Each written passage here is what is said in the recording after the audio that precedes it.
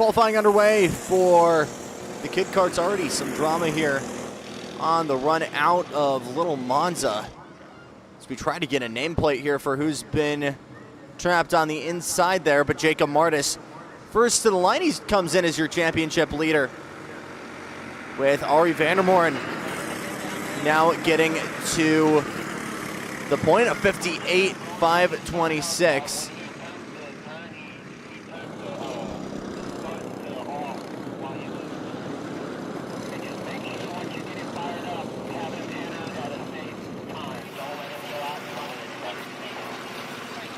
Looks like that's Royce Bowie in the 06. Trying to work his way back out on track. Was an accidental flip of the ignition, what I'm hearing from scoring here. As he slowly but surely works his way back out on track. Minimal drama there.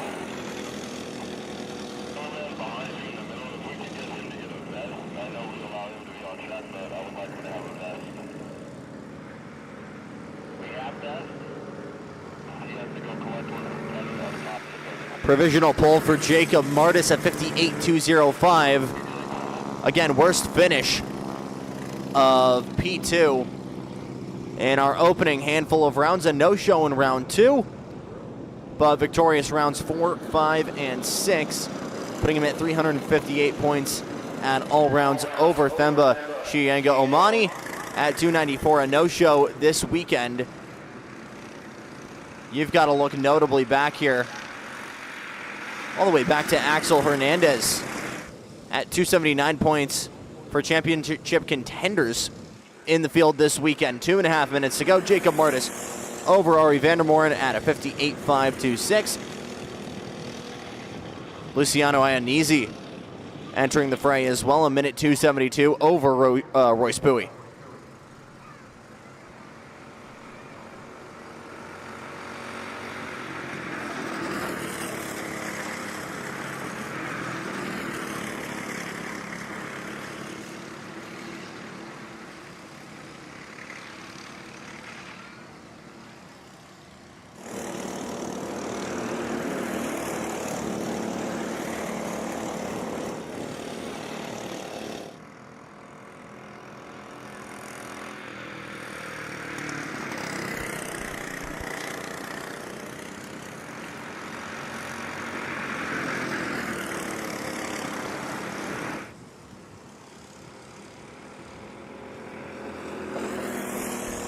Kid karts ages 5 to 8 years. Forced to run the Tittleson TP10 qualifying session of the day.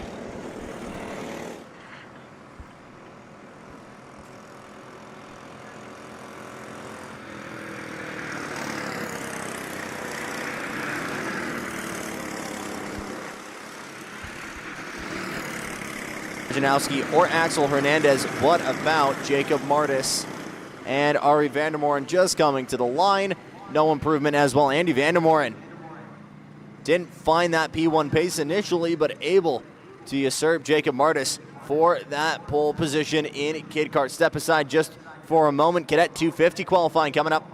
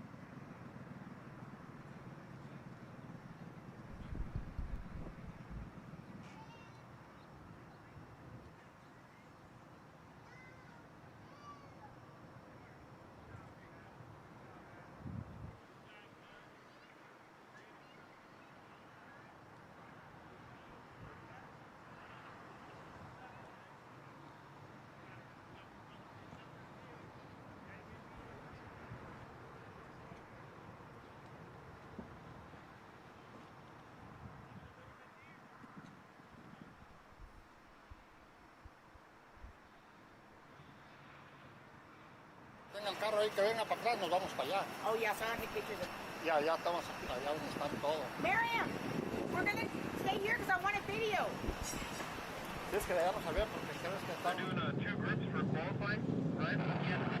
Then we're also staggered at 2.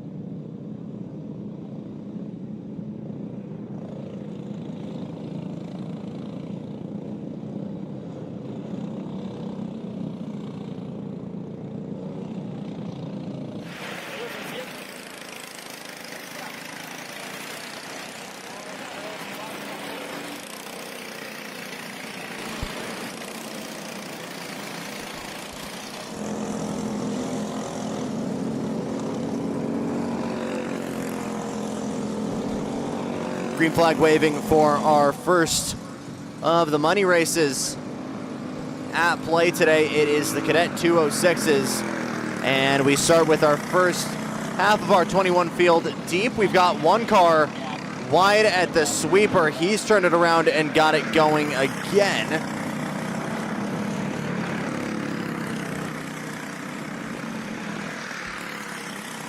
Didn't look like contact, appeared to have just gotten up a little bit in the sand there.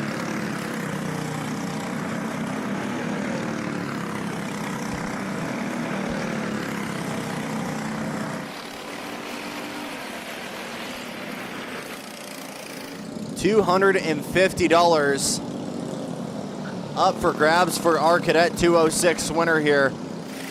And we'll split them into 2 groups.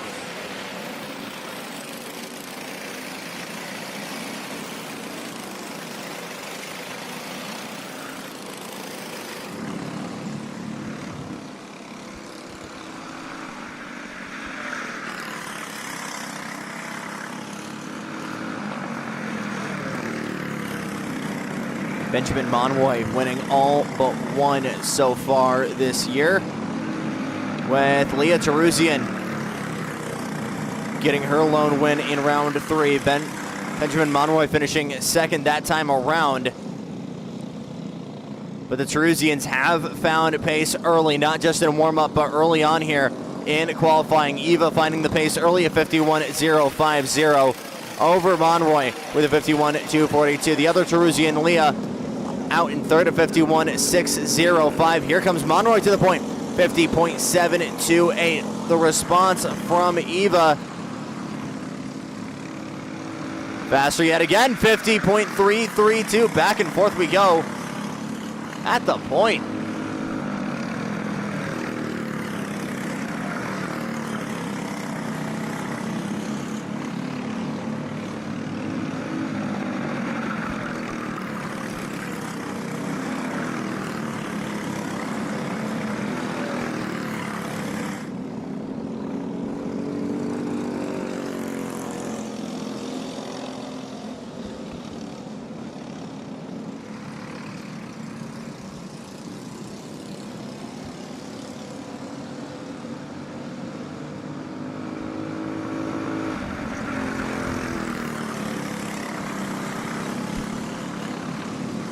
These 206s having a hard engine limiter, but in these straightaways, especially that run into Big Monza, that first corner with the pepper tree, could expect a little bit of bumper to bumper potentially to nudge it a little bit over that limiter, trying to maximize that top speed. That's what we're gonna see big time from the 4-stroke action today that NASCAR-style bumper-to-bumper pack running in order to maximize pace.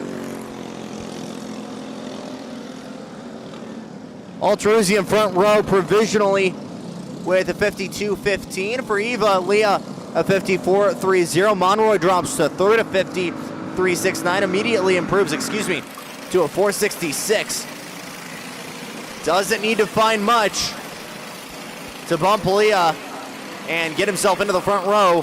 Further back, Ayrton Plan, Leland Dognett, Mateo Gomez.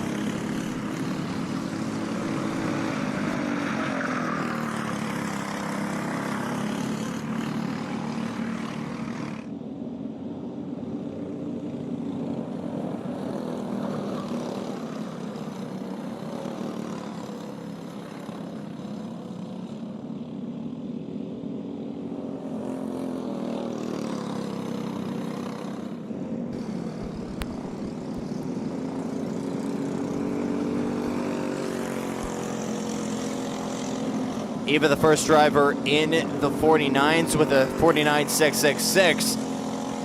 Benjamin Monroy leapfrogging Leah up in to P2 with a 50.004. No improvement for her that time by.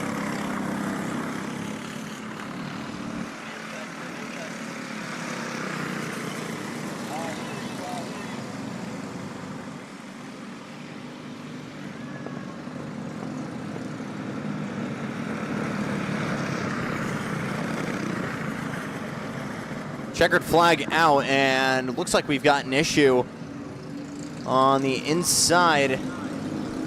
Just coming out of Big Monza.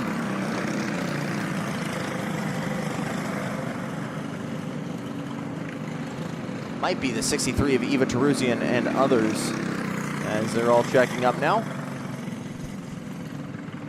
But it is Eva Teruzian on pole provisionally, outgunning Benjamin Monroy. Leah Teruzian in P3 over Ayrton Plan, Mateo Gomez, and Leland Diagonal, with still another half coming up.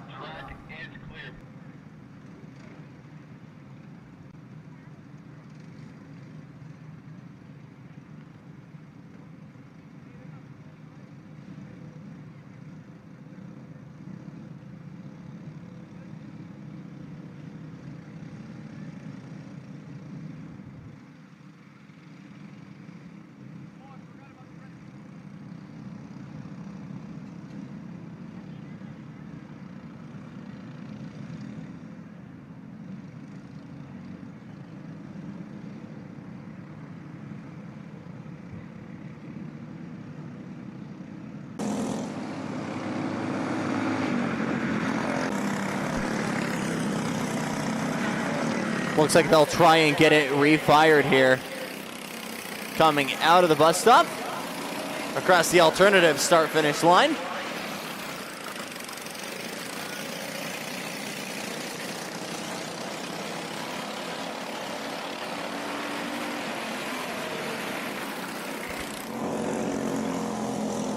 in this group. Themba, Shianga, Omani making the jump up from the kid karts into the cadets.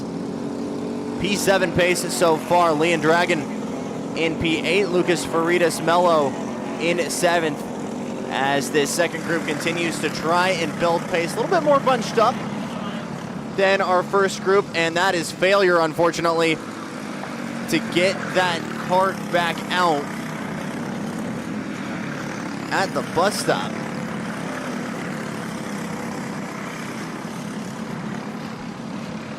So that will leave us with 20 karts on the board for the time being.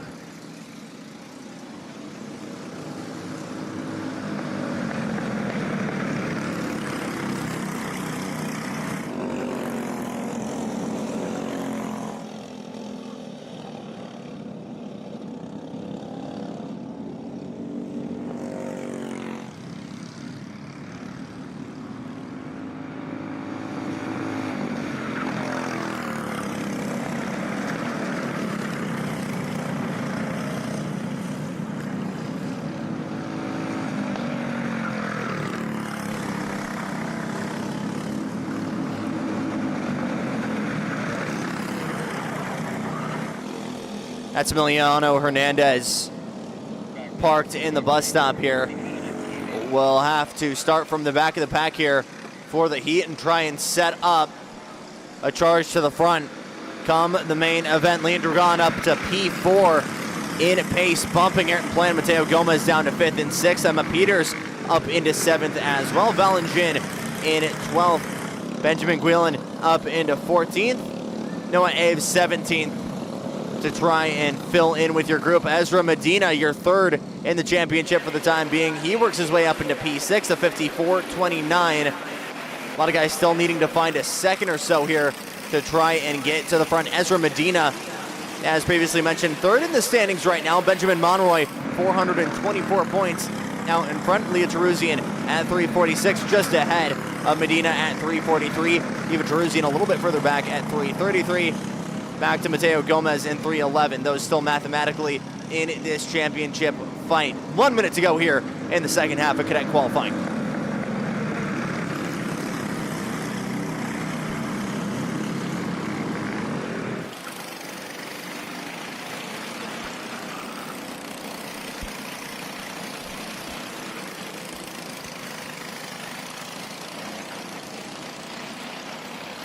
Emma Peters trading spots with Ayrton Plan there, working into the sweeper, into Little Monza. You can see some group play at work here with Christian DeZingen and I believe Alan Brown in 273 it is. Further up the road, Noah Aves in the 999, punching a hole for both of them right now.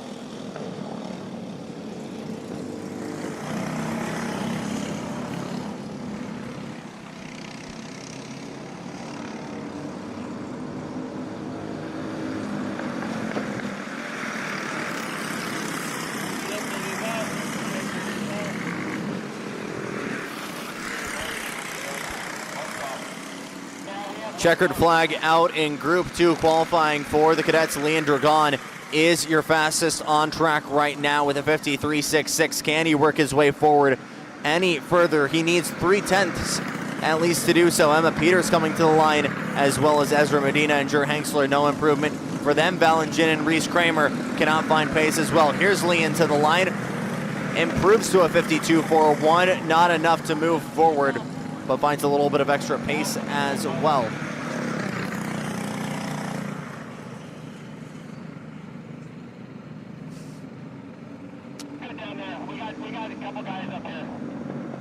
That will do it for Cadet 206 qualifying. Eva Teruzian on the front row for your heat, alongside Benjamin Monroy, Leah Teruzian, and Leon Dragon, your second row. Coming up a little bit later, we'll do a little bit of track cleanup here and move on to Junior 4's second split qualifying of the day coming up.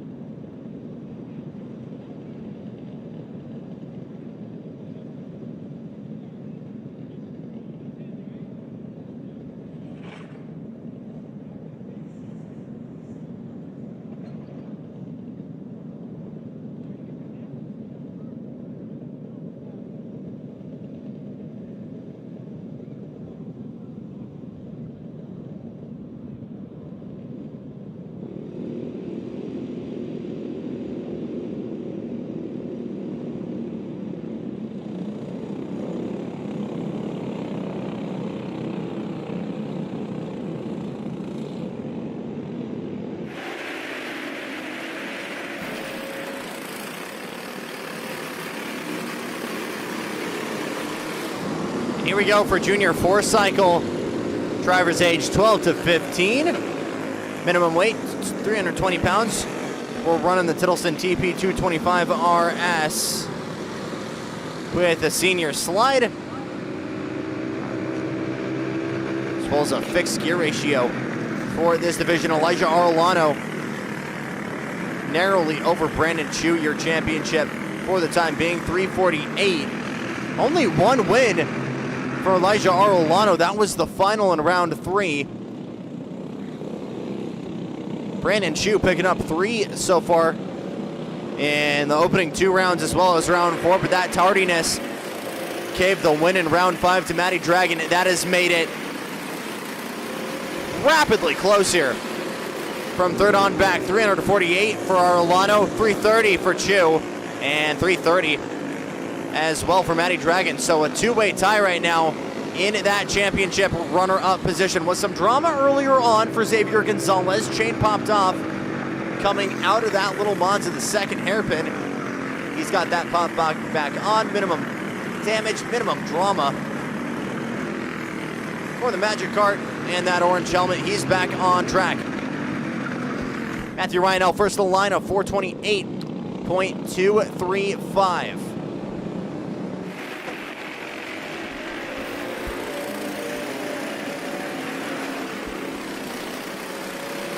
He's broken up significantly from the pack. Looking a little bit further back, though, you got Jet Hengsler leading Roxy Ryanell, Mayor Hernandez, Brody Krupp, and others. Big pack just coming out now with Hengsler and a seemingly 4-car freight train here. We'll see how that bumper-to-bumper running works. Again, straight line helps, but you're almost, for lack of a better term, Martinsvilling it bumper to bumper into the guy in front of you. Yes, you might have that pace, but you've got a guy obviously directly in the way, and that's gonna very understandably slow your momentum at the apex. 2 minutes down here, 3 to go. Donald Witowski, your fastest man on track right now, a 47.016. Matthew Ryanell, half a second back up, 47.490.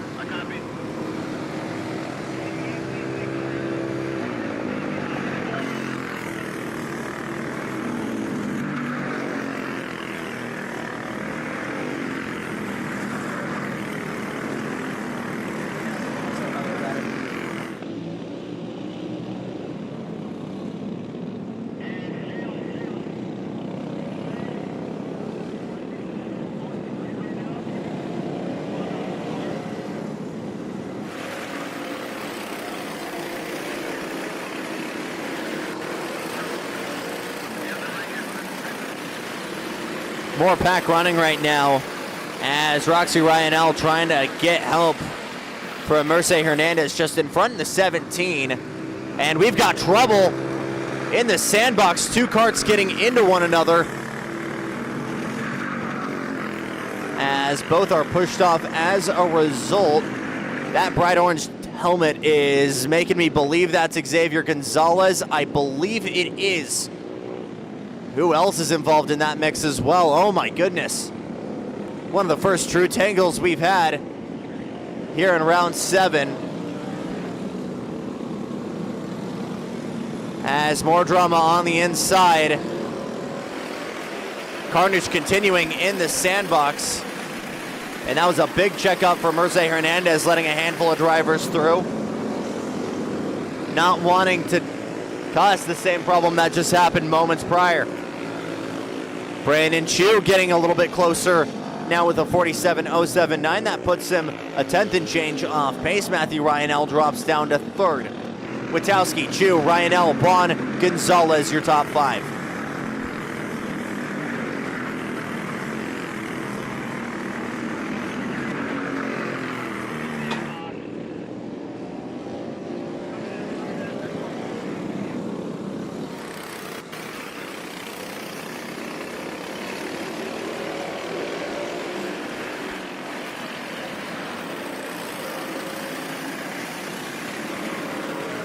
Looks to be Jet Hengsler, and indeed it was. Xavier Gonzalez caught up in that accident. Xavier P5 right now. Jet Hanksler was running in 9th.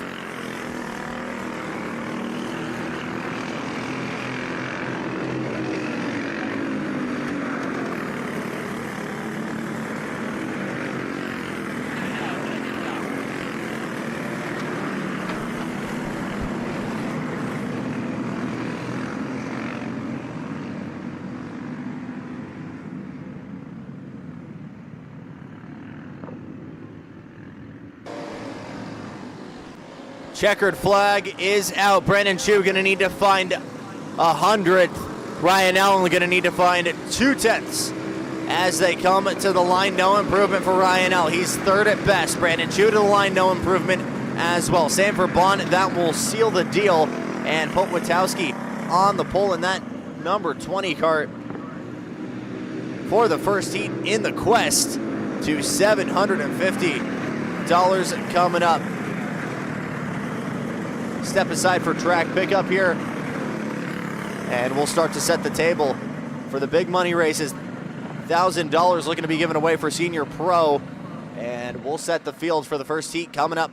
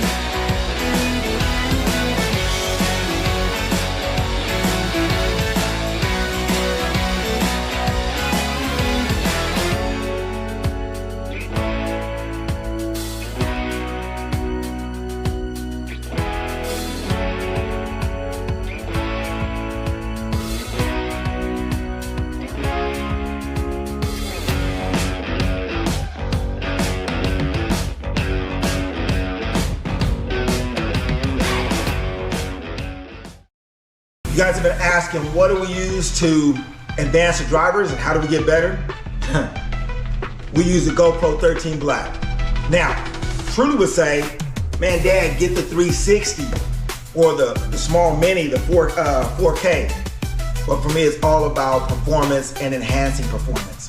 And so with the GoPro 13, we put it in the side of the seat or the back of the seat that will allow you to see the driver's hands, driver's feet, if the car is sliding. Basically catches the full view of what it does and what it takes to get you to the front.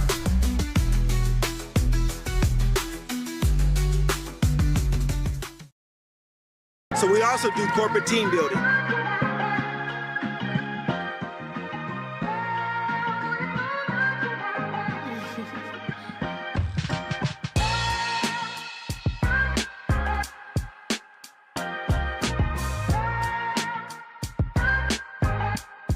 Ready. I'm going to win.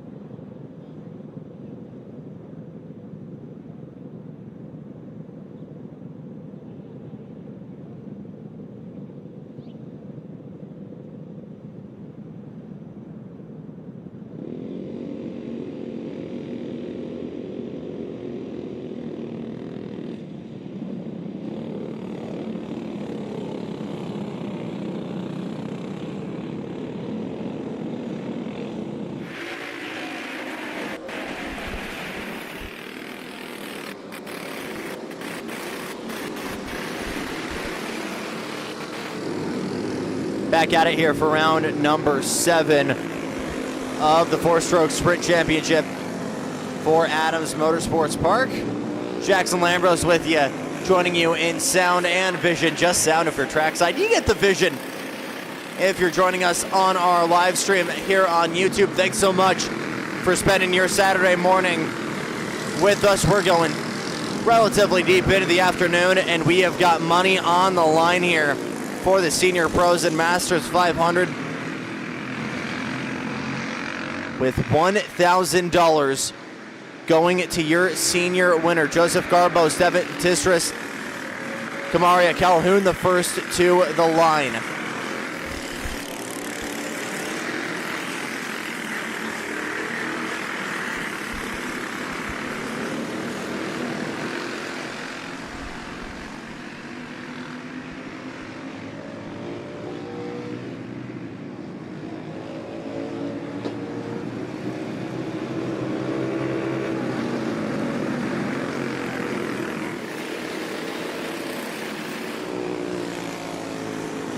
Another close battle here for your senior pros.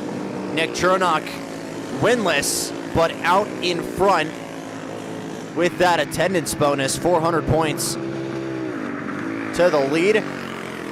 Alexandro Vielma in second, 373 points with a round 5 win. Winning his driver Truly Adams, a no-show in round 5 after being victorious in rounds 1, 2, and 4.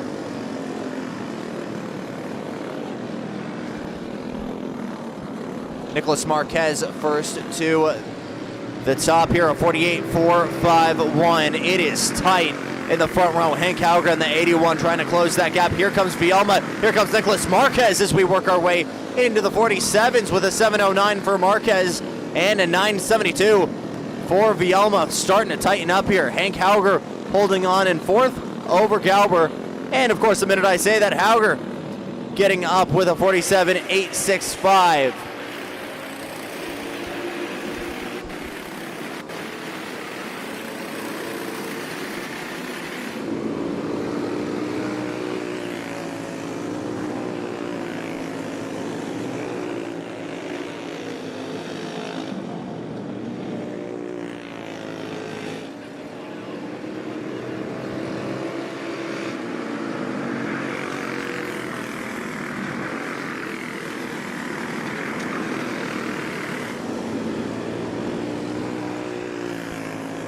.275, Steven Tistris leading a big train here into the sandbox.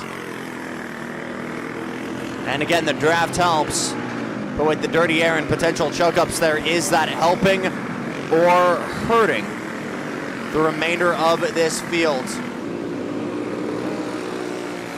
Alexander Vielma in that mix as well. He's fourth quickest. Hank Hauger now gets to the front for the first time with a 47.704. Nicholas Marquez, a 709. 5 thousandths the gap right now for your front row.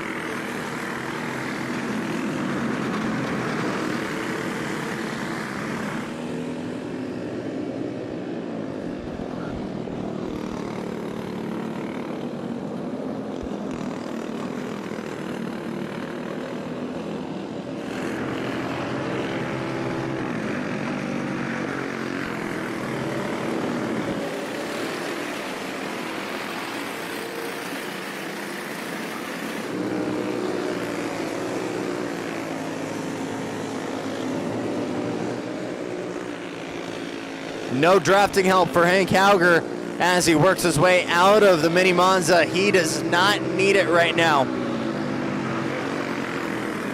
Nicholas Marquez in the mix though. Can he use that drafting help to his advantage? Another 4-train pack being led right now by the 47, Nick Rajewski. As it looks like Kamiria Calhoun in that 4-pack as well. Starting to dilute just a smidge here. 30 seconds to go. Nick Marquez only needs 5 thousandths to get to the point. He hasn't found it. Steven Tistris fighting a little bit as well, working his way up into P3. Major shuffles throughout the field. Marquez in second, leading A handful of karts through the right-handed sweeper. It'll be close. We'll see if he has one more lap to go here. Just getting to the line. Is it enough? Not yet. And just like that, checkered flag out for Senior Pro and Master Qualifying. It is Steve Hauger on pole in the 812 for the Masters. Further up, Hank Hauger on pole in the 81. And now Nicholas Marquez with a leapfrog up into P2. And Hank Hauger finds himself some good insurance at the line. Now goes down to 47.517. Anything else in the tank here for the remainder of the senior field? No improvement for Tistris. Can Marquez get it at the line? He can't, but Alexandro Vielma works his way all the way up into P2 with a 47.532. 100th and a half separating your front row, and half a second across nearly your entire senior field. Gonna be very, very fun to see this group come out for their heat in just a couple of hours' time. We'll step aside here for just a moment as we get set for the shifters.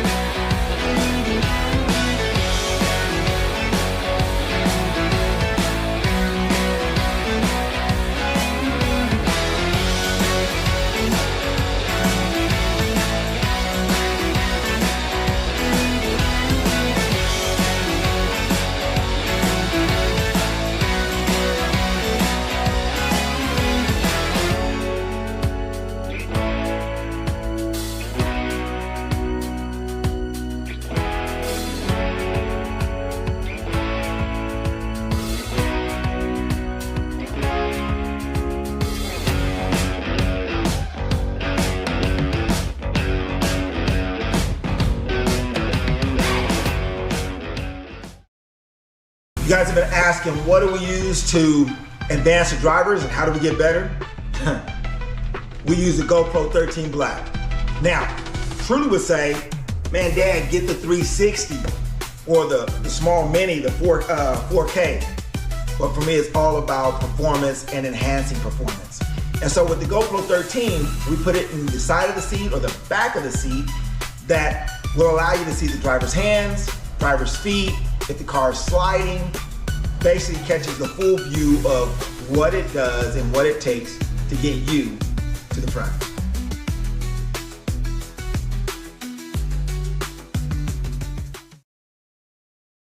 So we also do corporate team building.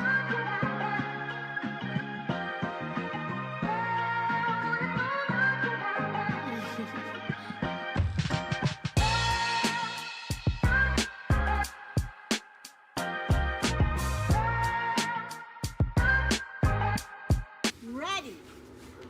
I'm going to win.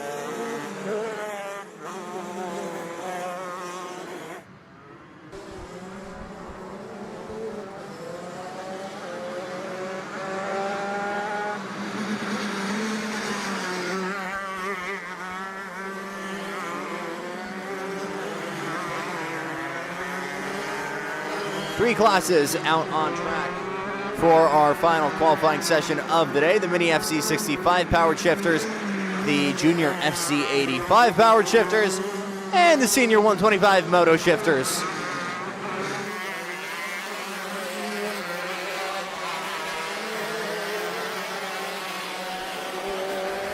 Easily the quickest karts we have on track today. Also one of the only karts where we will be doing standing starts for our session. Another money race as well, $100 up for grabs for the juniors, with $200 up for the seniors. Stella Spurlock first to the top with a 43.816.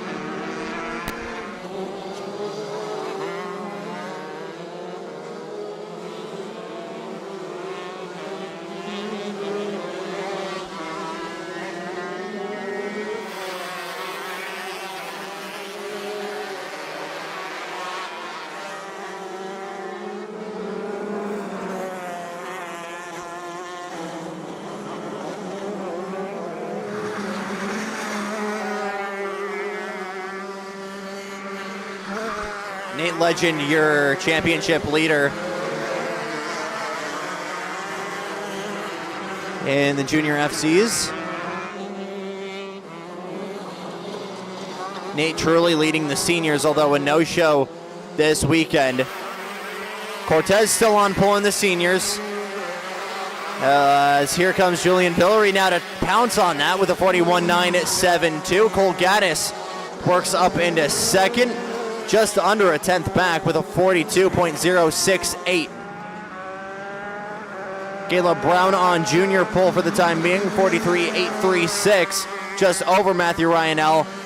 And Betty Schmidt-Ryanell now getting to the pole in juniors. Here comes Sebastian Cortez with a 580. Big gap there over Villery.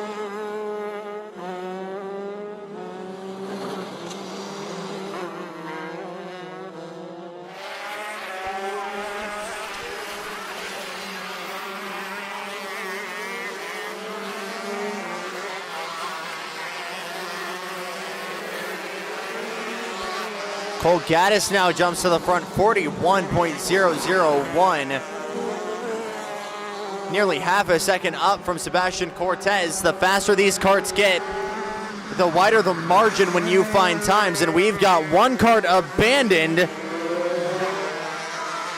coming out of the sandbox. I believe that's Julian Villery in the 395. They'll dismount immediately and try and get that one pushed off the racing line and back into the pits.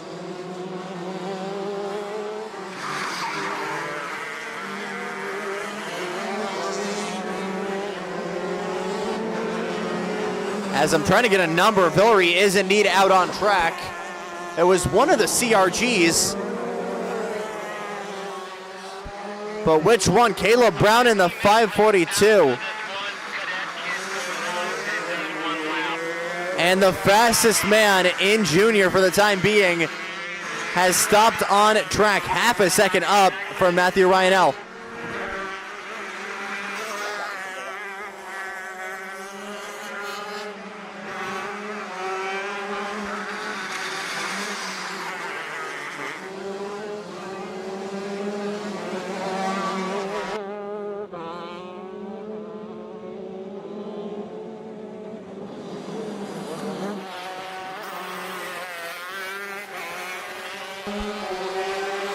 Checkered flag out in shifter qualifying. Cole Gaddis to the front with a 41.001. Julian Villery trying to close that gap.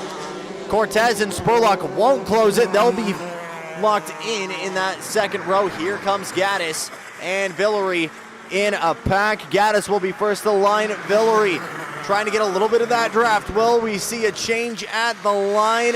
No.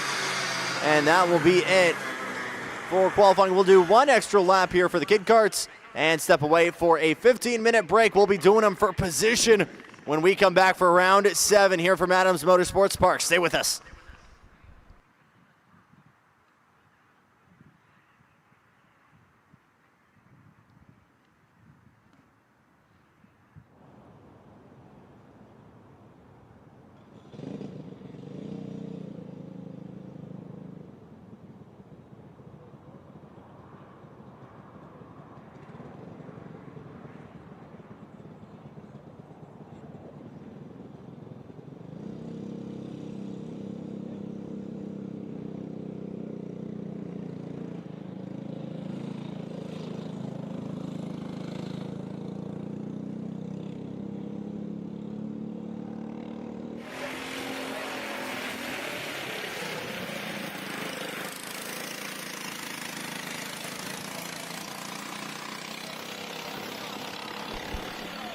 So it was Emiliano Hernandez who had the drama earlier on with that failure at the bus stop. We're giving him one green flag lap here to try and get his way into the field. So last qualifying is some IndyCar style green flag lone lapping here for Emiliano Hernandez in the 27, the last of the cadets.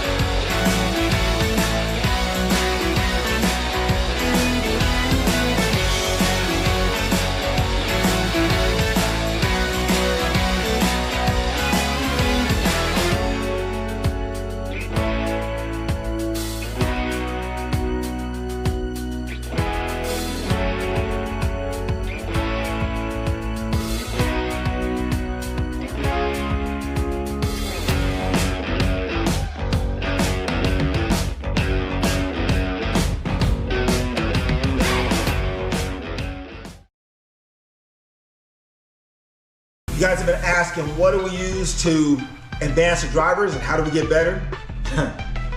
We use the GoPro 13 Black. Now, Truly would say, man, Dad, get the 360 or the small mini, the 4K.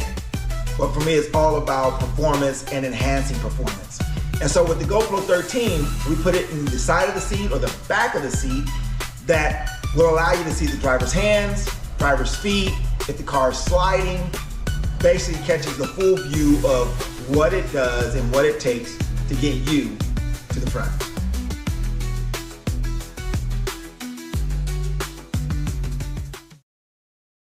So we also do corporate team building.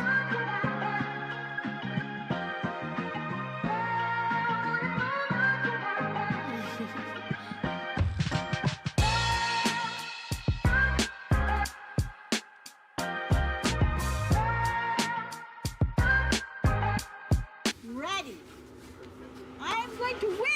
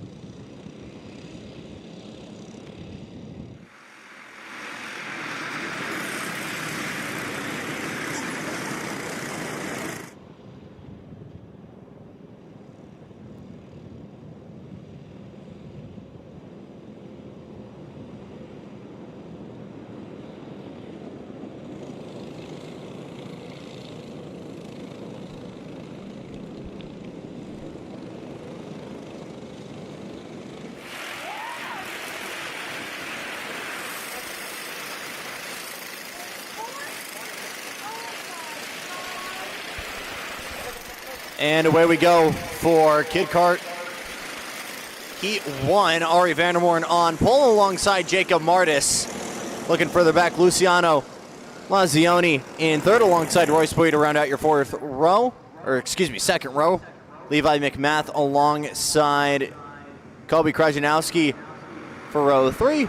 Then looking back to your 8-cart field, it will be Axel Hernandez alongside Sebastian Sickles in that 00 cart.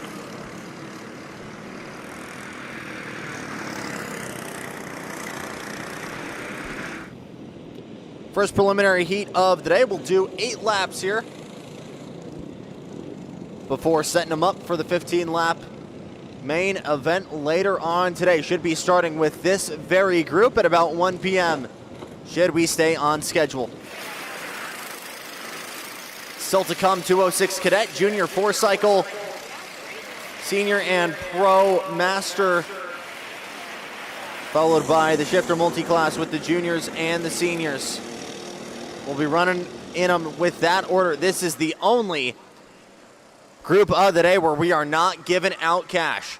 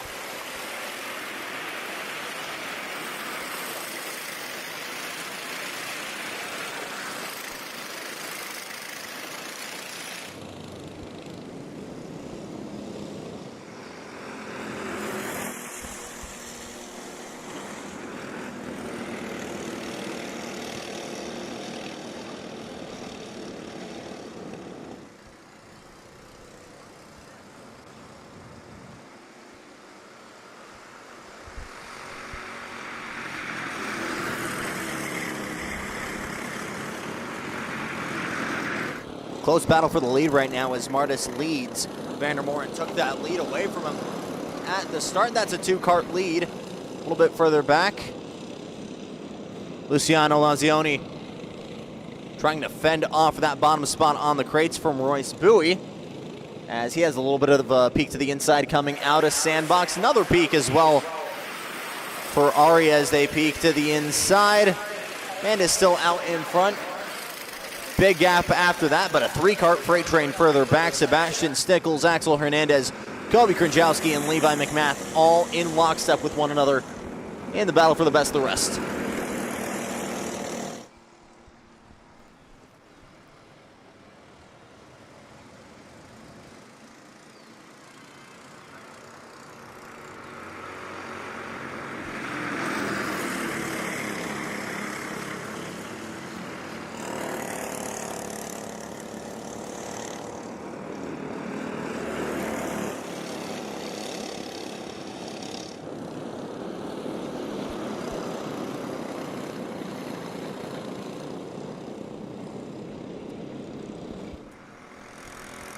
Great opportunity for these young racers to learn how to race bumper to bumper, wheel to wheel. As Vandermoren was fastest, is learning to follow. We've got trouble on the outside of Big Monza there. Looks like both drivers were able to get back out and keep going. But down the back straightaway, little bit of drama there. And that might have led to a reshuffle further back. That's allowed Kranjowski to clear Hernandez for 6th.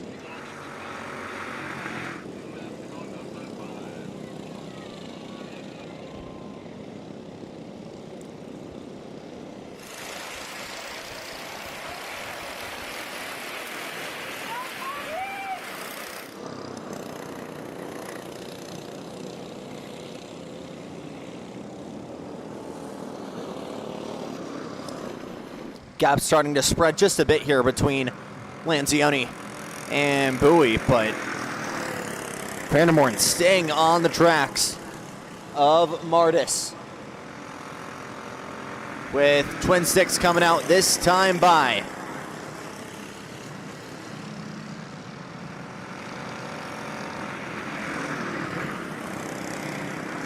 Biggest winner in that case with that incident and a Big Monza, that's Levi McMath in the 55. He's gained 2 spots as a result, running up in 6th there in that red and black factory kart.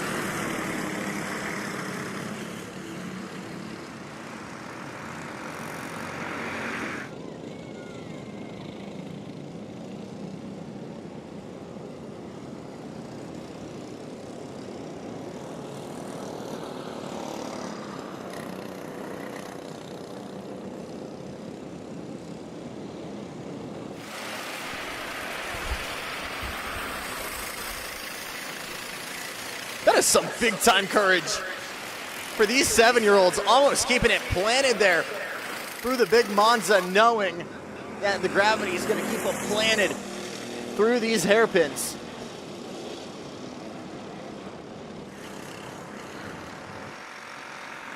It's small drivers, smaller engines, but big time speed and sometimes big moments in these kid karts. White flag out for Jacob Martis. Ari Vandermoren getting the purple lap that time by of 58.119. We'll see if he can turn that pace into the space for the move for the lead with 1 lap to go.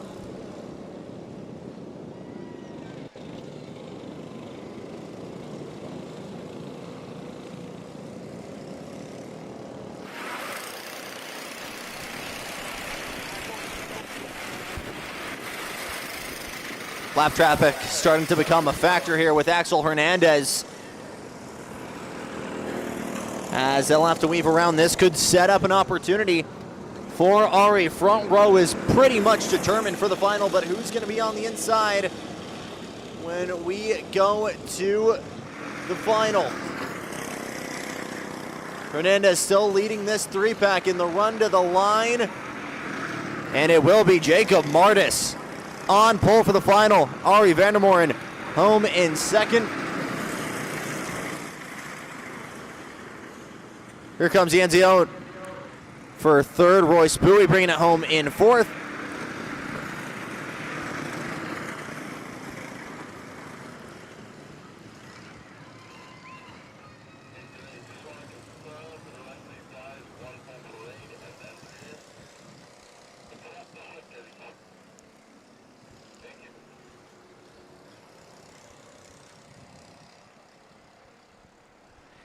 And that will be the field set for your Kid Kart Final at 1 p.m.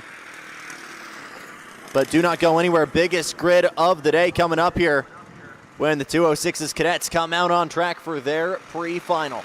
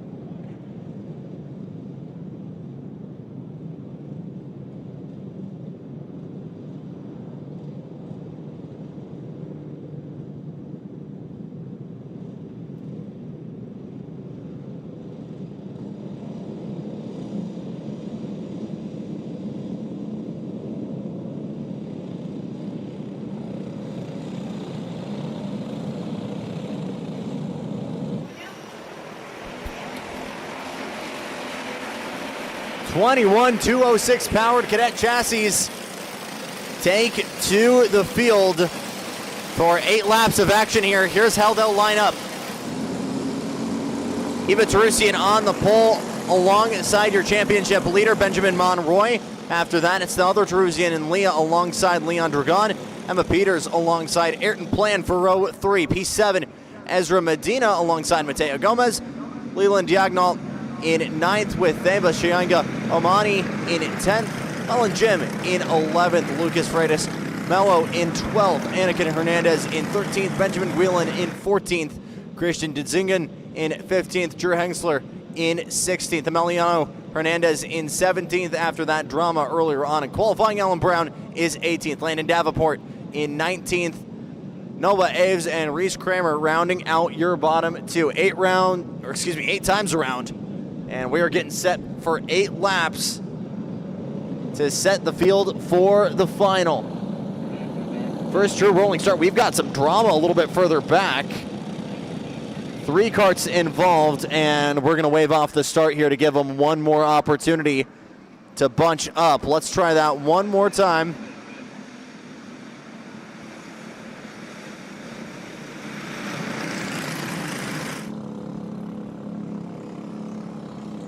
The 999 of Noah Aves involved. He's massively off course here.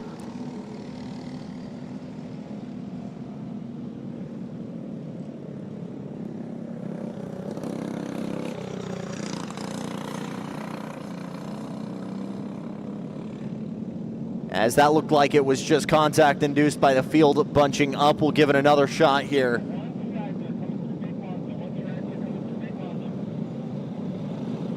And we'll try and check him up here to see if we can get a green flag rolling start for the first time today.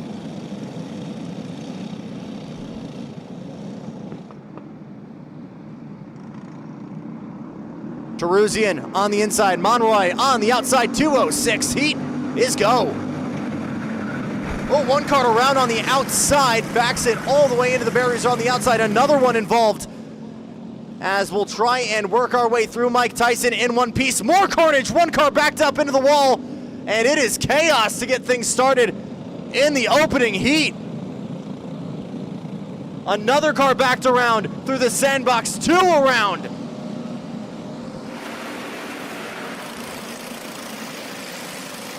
Both Teruzian's gonna lead him to the line, as that looked to be Benjamin Monroy involved at the start as well. Oh my goodness. Major carnage to get things started.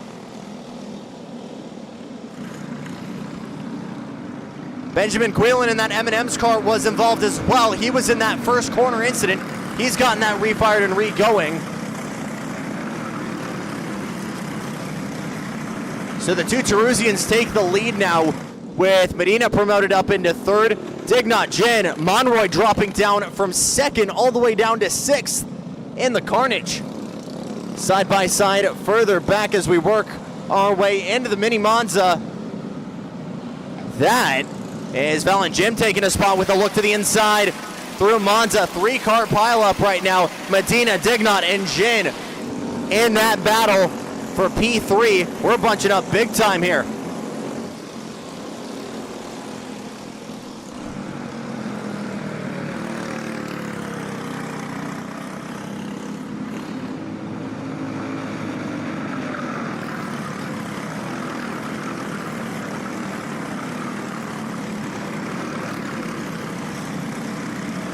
Starting to keep it a little bit more nip and tuck here as we work through Mike Tyson. Half a second gap right now for Ava over Leah. Another look here for Leland, trying to make that move on Ezra. Looks to the inside in the Monzas, goes a little bit late on the brakes, but drags him down to the inside, trying to make that move. Another big lunge further back, as it looks like Anakin Hernandez making a move there on Lucas Freitas Mello. Oh, big lunge down low, the 75 of Landon Davenport trying to get a move done on Jared Henksler. Big overtaking opportunity here into that second banked hairpin, the Mini Monza. Monroy still in 6th, fastest lap that last time by a 49.974. Trying to work his way through this freight train. Another look here in the battle for 4th.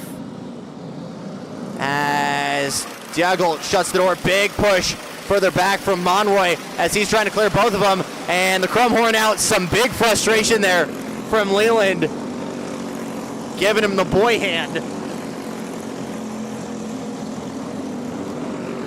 And by all means necessary, Benjamin Monroy trying to work his way back to the point.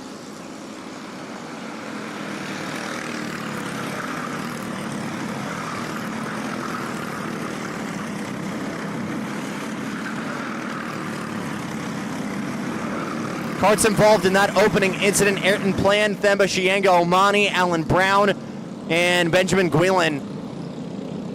All except Ayrton now back on track at full song.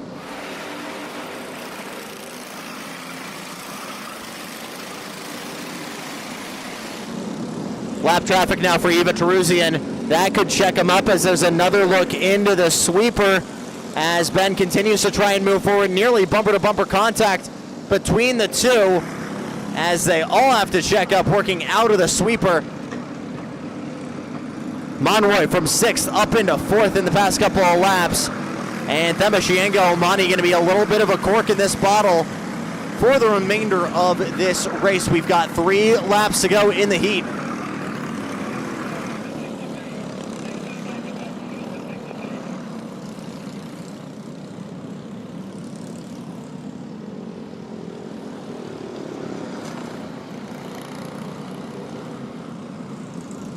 Another big look there from Benjamin Monroy. He's trying to clear Ezra Medina in that silver helmet, the 19, to work his way back into the podium positions.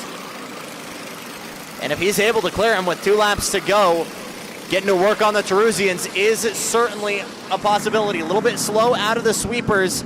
And again, Themba still being a little bit of a hole as well. Emilio Hernandez there with a great move, trying to clear the 999 of Noah Aves. Into Monza.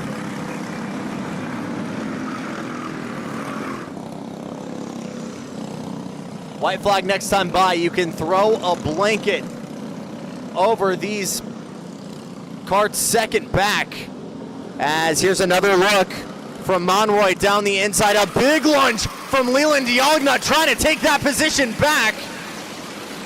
Not able to get there, but bold and brave moves there from Leland, trying to get it done on the Mini Monza.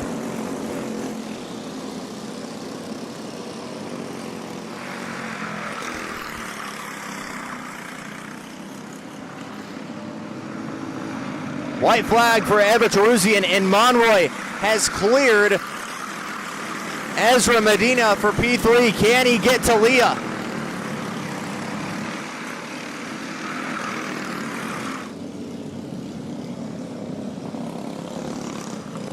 Out of the sweeper. This will be a main overtaking opportunity again here. Into the tight apex of Mini Monza. Looks to the inside in that 71 and fully clears him by the apex. Done deal. And just like that, Benjamin Monroy, despite dropping down to 6th, has worked his way all the way back up to P2. But that has been no pressure out in front for Eva Teruzian. Checkered flag out for the 63. And Eva Teruzian going to start on pole for the 206 Cadet Final. Benjamin Monroy with a phenomenal recovery drive into 2nd. Teruzian comes home in 3rd. Ezra Medina, still one of your biggest movers. Same for him and Leland Diagonal. 3, 4, 5 positions gained for Valengin. Up 6 spots, Mateo Gomez, Lucas Frias Melo, Anakin Hernandez, and Emiliano Hernandez rounding out your top 10. Your biggest mover there, the 27, working his way up from 17th to P10. How's that for working through the carnage?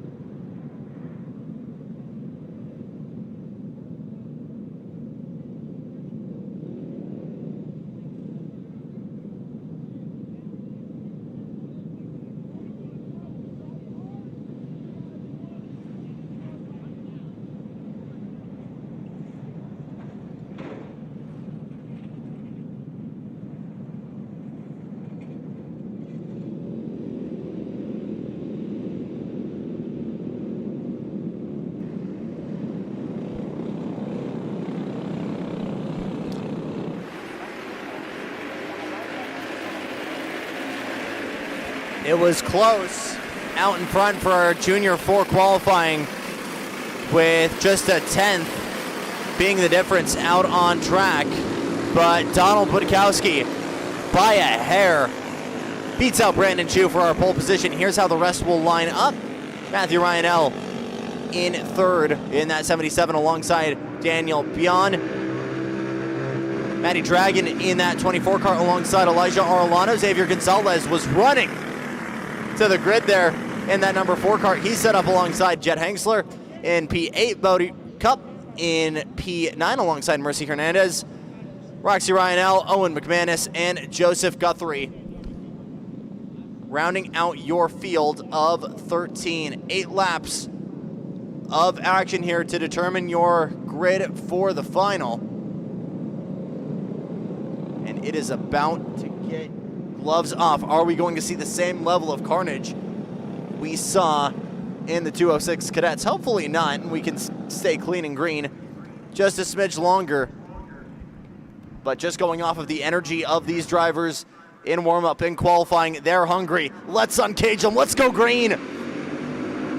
For the Junior 4-stroke final, good momentum on the inside there. And Donald Witowski gonna work his way out of Big Monza with no drama. A little bit of drama further back though. Gonzalez has a beach day on the inside there, going through the right side of Mike Tyson. He's rejoined but dropped a couple positions as a result. First big overtaking opportunity on the way into Mini Monza. Matthew Ryanell in the 77 able to make up a spot as well. So too is Matty Dragon. He's up into P4 as a result.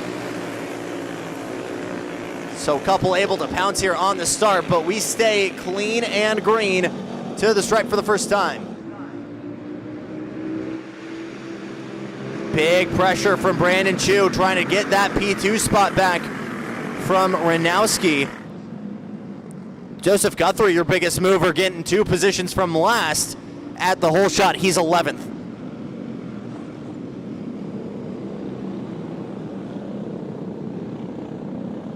Starting to evolve into a 3-car breakaway.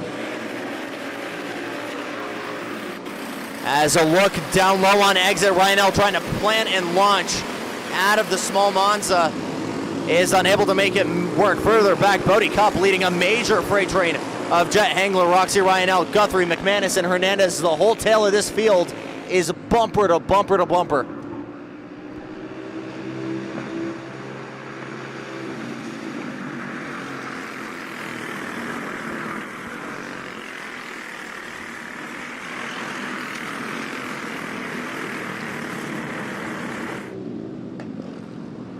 Another peek to the inside there from Ryanell, trying to put the pressure on Winowski and have him drive off the shoulders. He's ducking his way into the second Monza, trying to flick it in and hold that lead for as long as possible. But Ryanell is right there. Further back, the 88 of Elijah Arellano. And more drama for the 4, the exact same place he retired earlier on. Oh my goodness! Xavier Gonzalez on the inside. More drama for the 17. Mercy Hernandez into the sand coming out of the small Monza. 2 cars out in just 1 corner.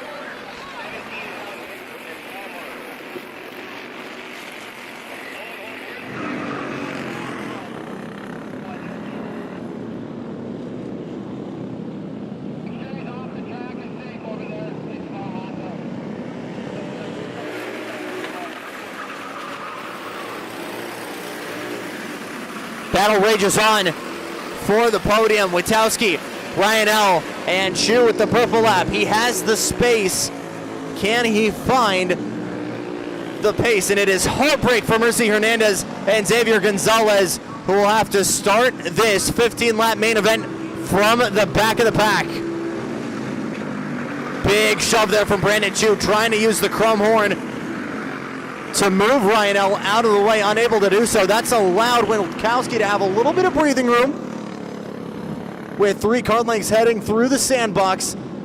But with that draft effect in play, it is immediately a close gap once more. 3-car freight train forming further back. Matty Dragon, Daniel Braun, and Elijah Arellano. That is 4th all the way back to P6. And then it starts to dilute pretty big further back.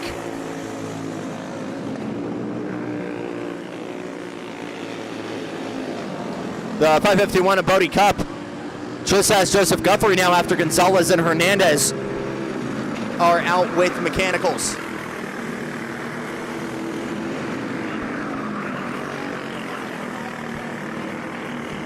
Fastest lap this last time by for Matthew Ryanell with a little bit of pushing help from Chu behind. Is he going to get that same level of help? Wide arc out of Woltowski there coming out of Sandbox. That left the door open, but he was able to carry the momentum. Big push to the 77, not able to fully clear him. But Chu trying to use the chrome horn to have Ryanell clear Woltowski. Another move further back right now as the 140 looks to the inside. Joseph Guthrie trying to clear Bodie Cup, can't get it done.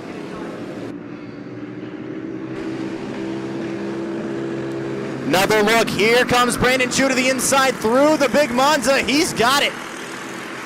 P2 for the 21, a move, 5 laps in the making. And with the twin 6 out, he sets his sights to Donald Witkowski and will try and snatch this lead from the 20, who has been at the point every single lap so far.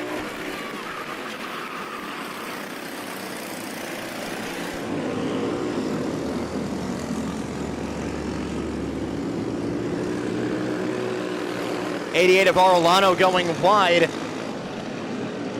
Coming out, that was Daniel Bion, excuse me. That's opened the door up, though, to the 88 to try and close that gap. White flag out for Daniel Witkowski, trying to start on pole for the main event.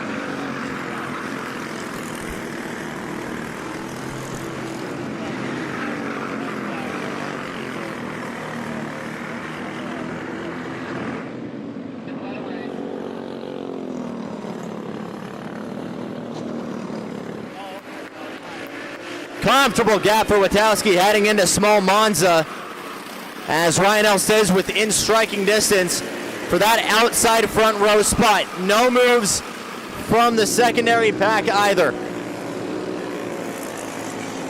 Great move there from Brandon Chu to get his way back up into second place after the start. He goes wide on the exit. It'll be a drag race to the line, and oh my goodness, almost a dead heat. 8 thousandths the gap, but Brandon Chu able to hold off Matthew Ryanell for P2, and Donald Witkowski, your heat winner for the junior 4 strokes. He will be on pole position for your 15-lap final. Matty Dragon coming home in 4th, Daniel Bion coming home in 5th, Elijah Arellano in 6th, Joseph Guthrie in 7th with Bodie Cup, Roxy Ryanell and Jet Hengsler rounding out your field of 10. We'll set this apology early on for any butchered last names, as the announcer is trying his best and is learning a new group of people. We'll step aside here for track pickup and get things going once again with Senior Pro and Master in just a couple minutes.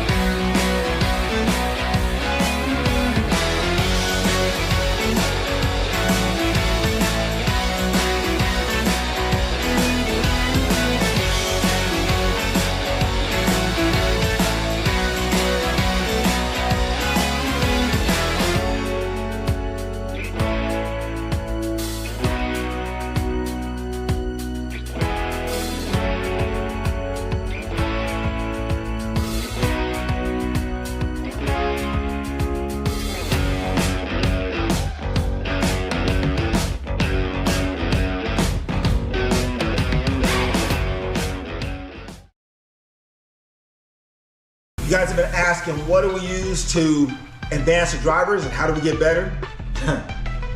We use the GoPro 13 Black. Now, Truly would say, man, Dad, get the 360 or the small mini, the 4K. But for me, it's all about performance and enhancing performance. And so with the GoPro 13, we put it in the side of the seat or the back of the seat that will allow you to see the driver's hands, driver's feet, if the car is sliding. Basically catches the full view of what it does and what it takes to get you to the front.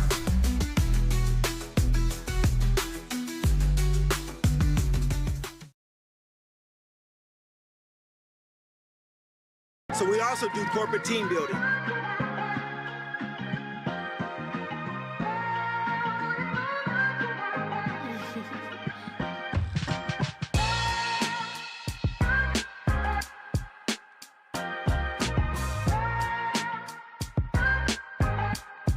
Ready. I'm going to win.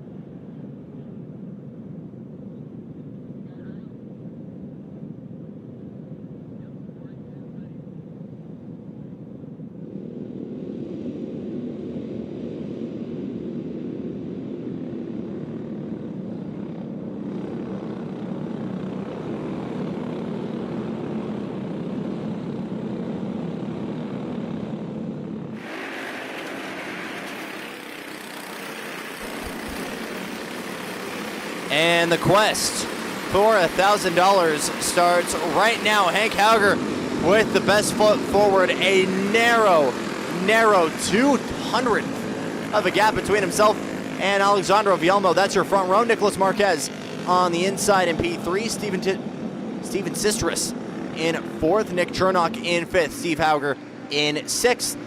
Joseph Garbo in 7th. Dominic Goncharko is in 8th. Max Baxter is in 9th. Adam Tahan in 10th. Rajewski, Calhoun, Spurlock, Bray, and Rice rounding out your field of 15. Multi-class with your seniors winning $1,000, your masters winning $500. Come our final. And it is all about moving forward if you're in the back and if you're in the front, defending what you've got. Comfortable lead right now for Steve Hauger, some 4 cars between himself and Nick Rajewski. What can he do for the back from P11? Can Vielma find that extra handful of time and take that lead from Hauger? Let's find out. Let's go racing in the Junior Masters pre-final.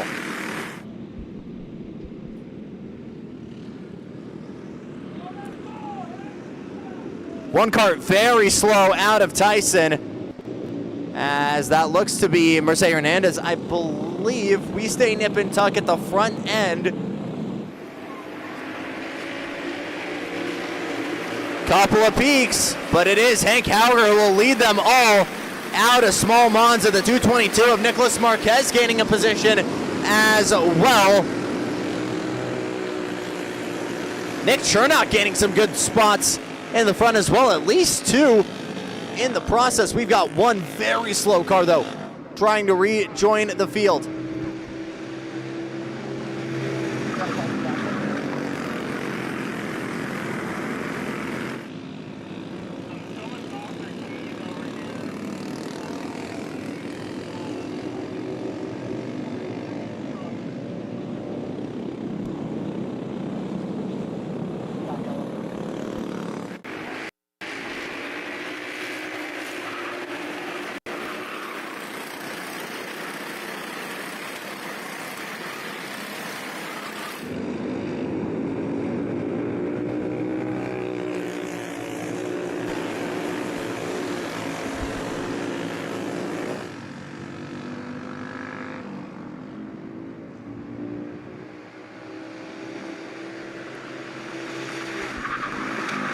Breakaway right now for Hank Hauger and Alexander Vielma, as that starts to become a 2-car breakaway. Further back though, it is very close. That's Jesse Bray with the white helmet that's had issues at the start. He's already nearly a lap down. Here's a move potentially for the win all the way around the outside. Trying to defend is Hauger, but Nicholas Marquez is right there, and there's a big lunge further back as Steven Sistris tries to get on the move.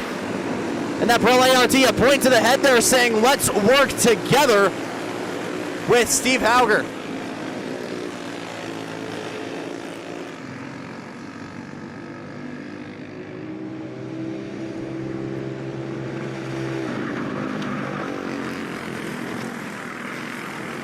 Purple lap last time by for Nicholas Marquez, a 47.713. Gonna try and push Hank Hauger to kind of minimize their pressure from anyone further behind. Max Baxter, your biggest mover so far, up 4 spots from P9 to P4. Big dive to the inside. Here comes Steven Sistris to try and take 1 spot away from Baxter, and that's 1 away from the 33. P5 for Cirrus.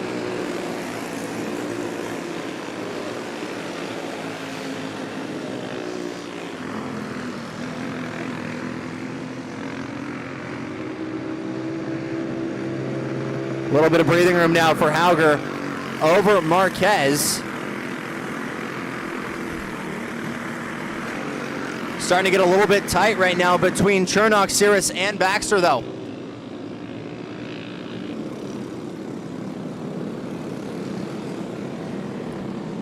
Marquez taking a much shallower exit out of sandbox, trying to get straight to the bumper there, still unable to make a move.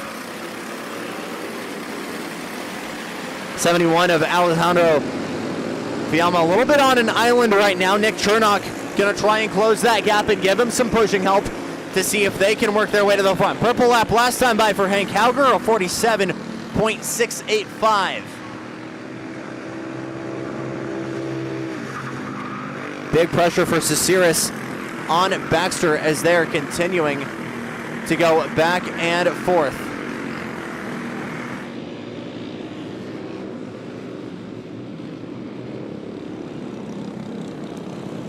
Ceciris continuing that momentum. He's actually gotten to P4 of Nick Chernock here. He might try to make a move here with a look all the way down to the white line. Tries to get on the binders, but Ceciris able to carry all that momentum on the outside. Great defense from the 921. He holds him off for at least one more lap. Another peak further back. That's Robert Spurnock trying to clear Adam Tahan. And Kamaria Calhoun trying to take that spot as well. They will all stay lockstep as it will be twin sticks this time by for Hank Hauger. He's got some breathing room now.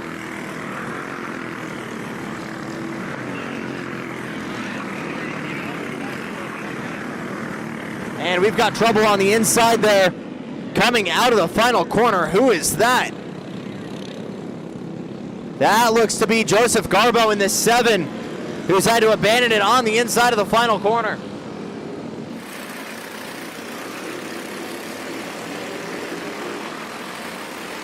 New battle starting to unlock as Steve Hauger fends off from Adam Tahan. It's Dominic Goncharko out in front of that 3-pack. White flag this time by for Hank Hauger.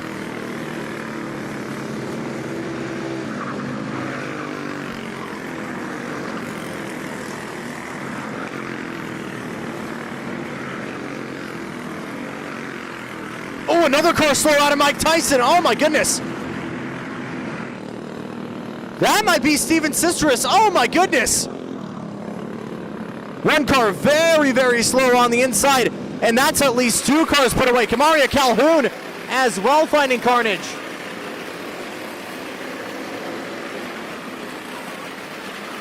We'll have to find out the who's there. But Hank Hauger fends off a hard-charging Nicholas Marquez and will take the checkered flag and be on pole for the final.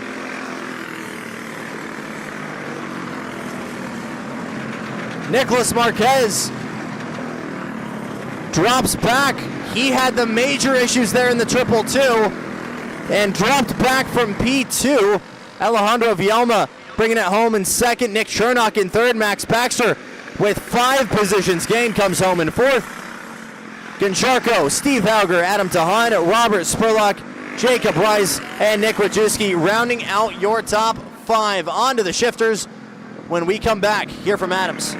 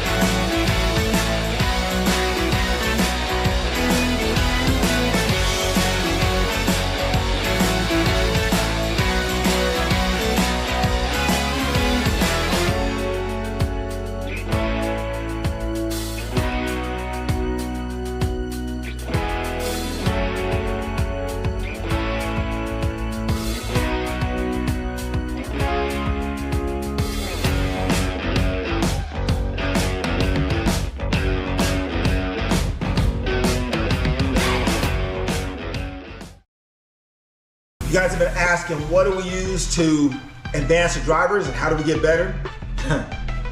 We use the GoPro 13 Black. Now, Trudy would say, man, Dad, get the 360 or the small mini, the 4K. But for me, it's all about performance and enhancing performance. And so with the GoPro 13, we put it in the side of the seat or the back of the seat that will allow you to see the driver's hands, driver's feet, if the car is sliding, basically catches the full view of what it does and what it takes to get you to the front.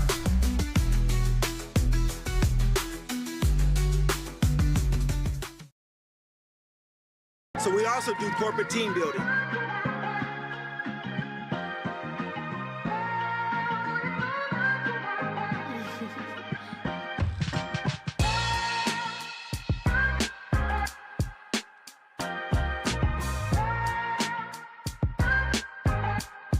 Ready. I'm going to win.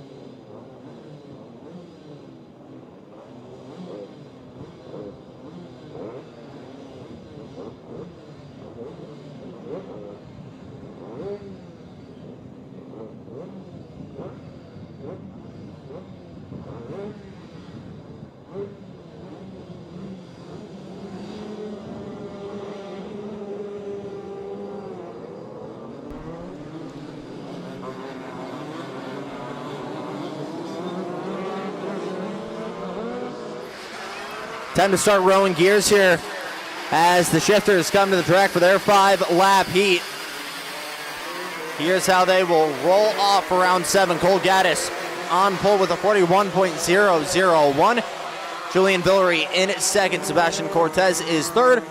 Stella Spurlock is fourth. On junior pole is Caleb Brown with a 42.979. Matthew Ryanell in sixth with Betty Schmidt rounding out your field.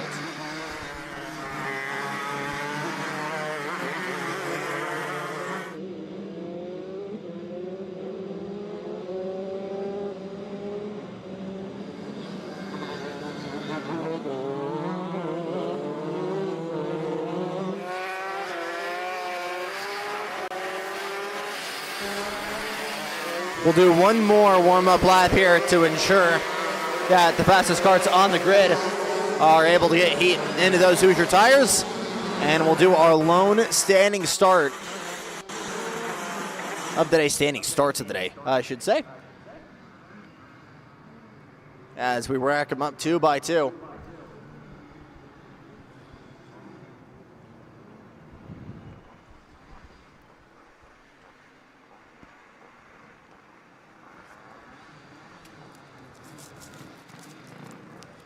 And again, with this comes a different dynamic. Not able to push like the 206s. Use the bumper to help someone get to the inside. How much is that dynamic going to change? How's Gaddis going to be able to defend from the lead? We're green. That's a slow start further back for Matt Ryanell. But Cole Gaddis able to hold the lead through Tyson for the first time. Already a big gridlock further back, though.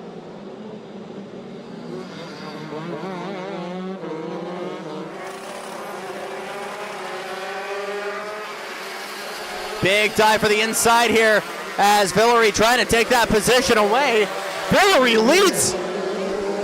He's taking that spot away from Cole Gaddis in the hole shot.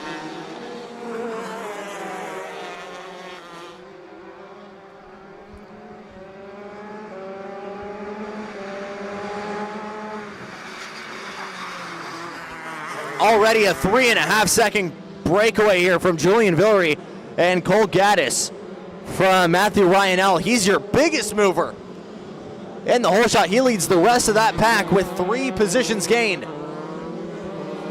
Saw a big lunge to the inside from Gaddis. Going deep on the brakes, able to get that TAC cart right to the bumper of Julian Villery. Will he be able to get that move done? Is that going to be the prime opportunity? What about Big Monza? The longest straightaway, but not as deep on the brakes, not where Villery has that advantage. Big shuffle further back as that looks like Stella Spurlock dropping back with Sebastian Cortez moving through.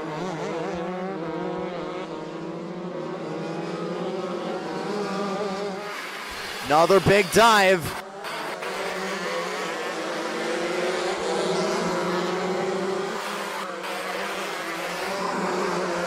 And the kart of Gaddis able to just plant and launch. Good run right to the bumper here for Gaddis. And a peek to the inside. Will we have the momentum for Villery on the outside? It's not enough, and Cole Gaddis, your pole sitter, gets back to the point. And in a major reshuffle we saw a lap ago into turn 1, it's actually Sebastian Cortez who gets that lead onto the podium now. And you can already see how much that's uncorked the pace for Cole Gaddis there. Already with a 3-4 kart length.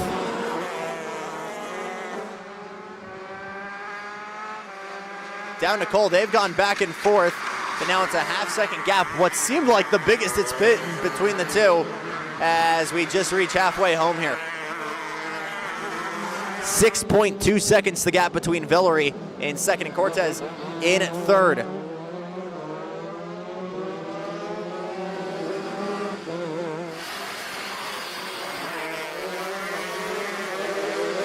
That battle is not over because Villery is still right there on the bumper of Gaddis. Sebastian Cortez in third in the seniors. In the juniors, it's Matthew Ryanell with your lead outright. Caleb Brown right there, though, behind the 542, trying to make that move on the 77.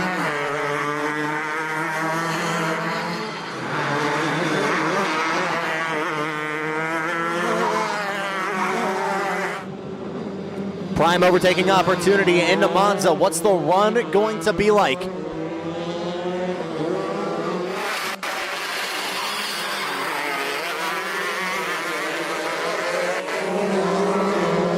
You see the high-speed commitment from Julian Villery, but Cole Gaddis has been able to reign supreme on entries and exits. The momentum can be carried for Villery, but Gaddis has been able to plant and launch that 233 out of these corners. He sees the twin sticks.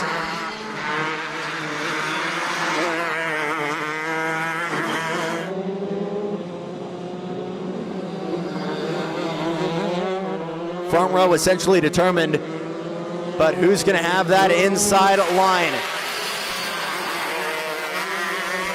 Villery continuing to run lockstep. That red helmet, that red and black factory car trying to find a way through that 233.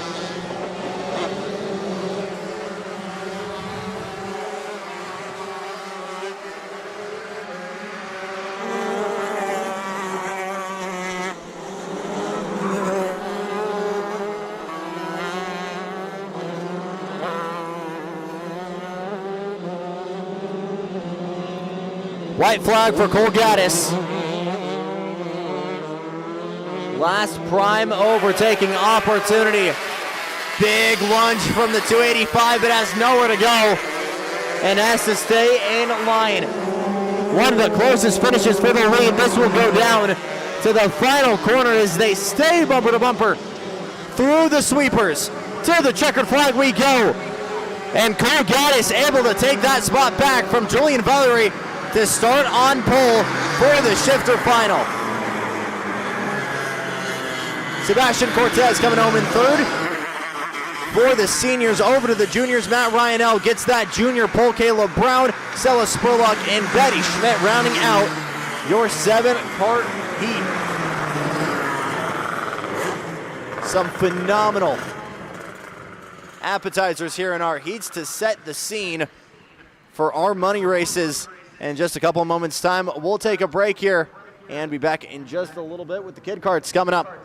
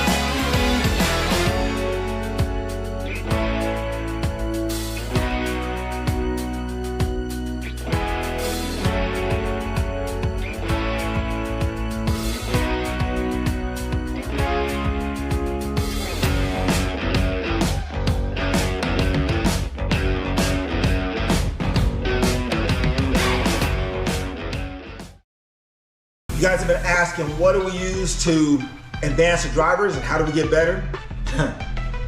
We use the GoPro 13 Black. Now, Trudy would say, man, Dad, get the 360 or the small mini, the 4K. But for me, it's all about performance and enhancing performance. And so with the GoPro 13, we put it in the side of the seat or the back of the seat that will allow you to see the driver's hands, driver's feet, if the car is sliding, basically catches the full view of what it does and what it takes to get you to the front.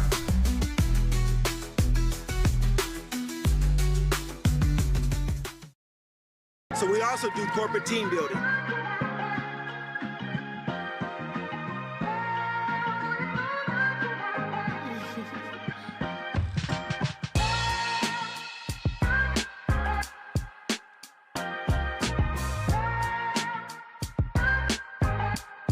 Ready. I'm going to win.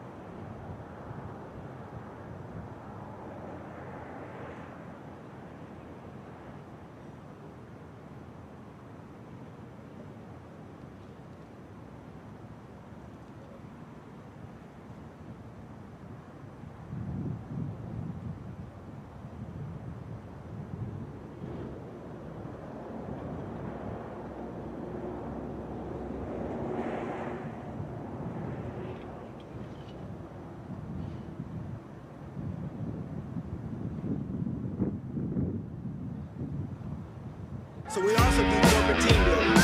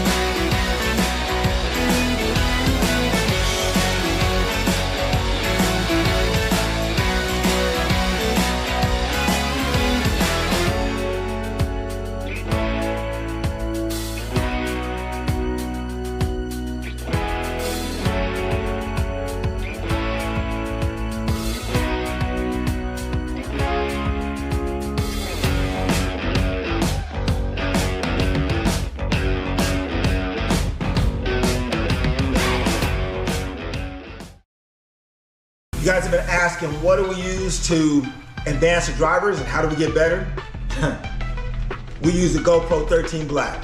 Now, Truly would say, man, Dad, get the 360 or the small mini, the 4K. But for me, it's all about performance and enhancing performance. And so with the GoPro 13, we put it in the side of the seat or the back of the seat that will allow you to see the driver's hands, driver's feet, if the car is sliding, basically catches the full view of what it does and what it takes to get you to the front.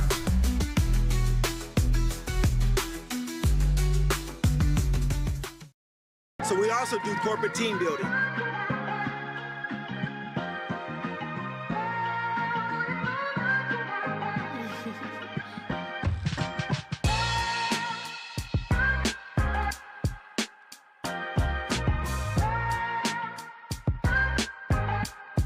Ready.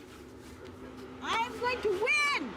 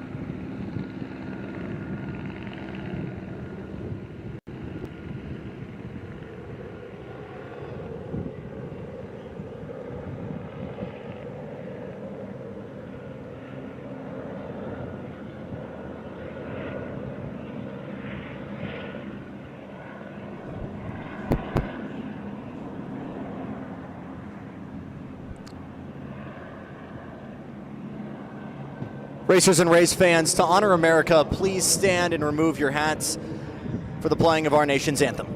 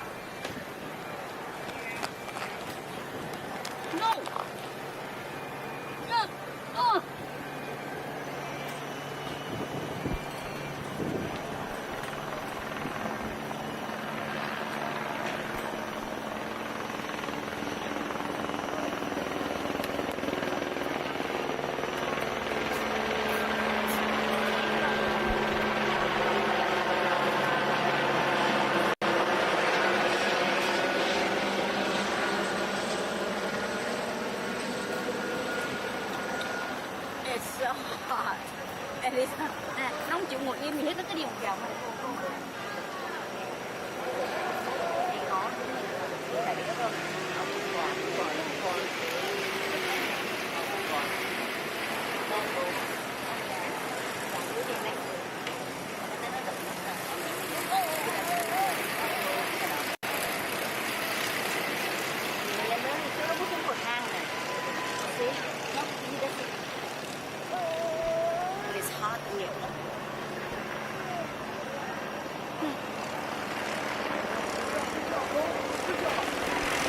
And we're off. First final of the afternoon with the kid karts. And the 71 leads them to the green flag.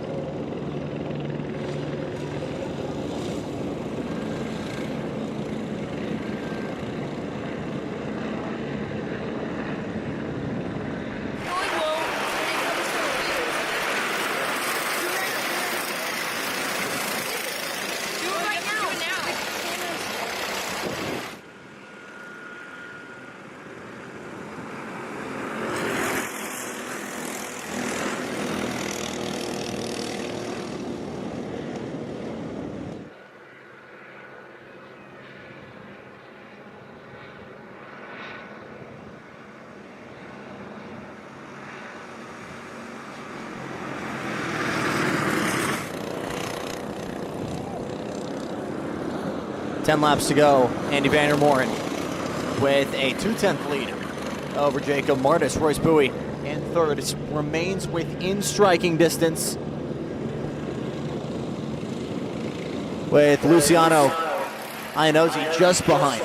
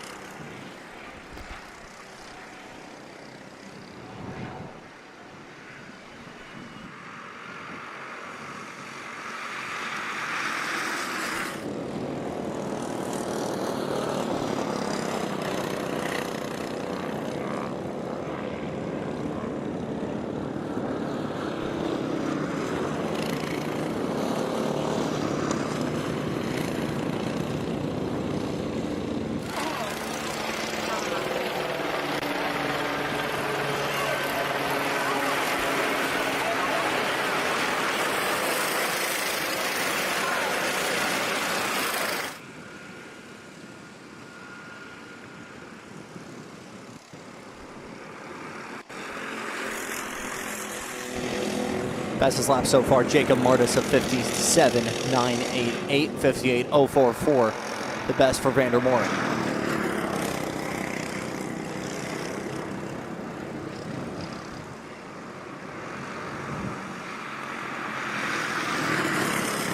Personal best for Jacob Martis, 57.683. In third place, number 6, Royce Bowie. In fourth place, number 50, Luciano Iannozzi. And number 5, the 00, Sebastian Stickles. In P6, the 96 of Axel Hernandez. In P7, the 55 of Levi McMath. And in 8th, the 21 of Kobe Krajnowski.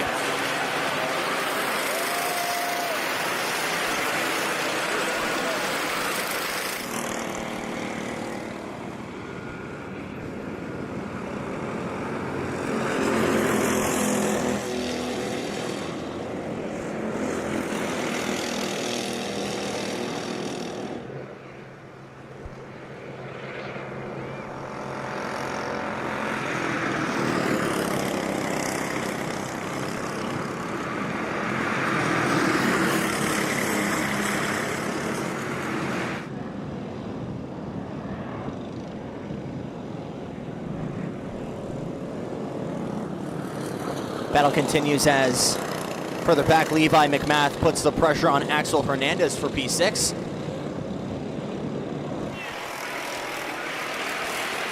Just behind, Royce Bowie struggling to keep pace with Martis and Vandermoren, and he fends off Luciano Iannozzi in the battle for the bottom step on the podium. 7 laps to go.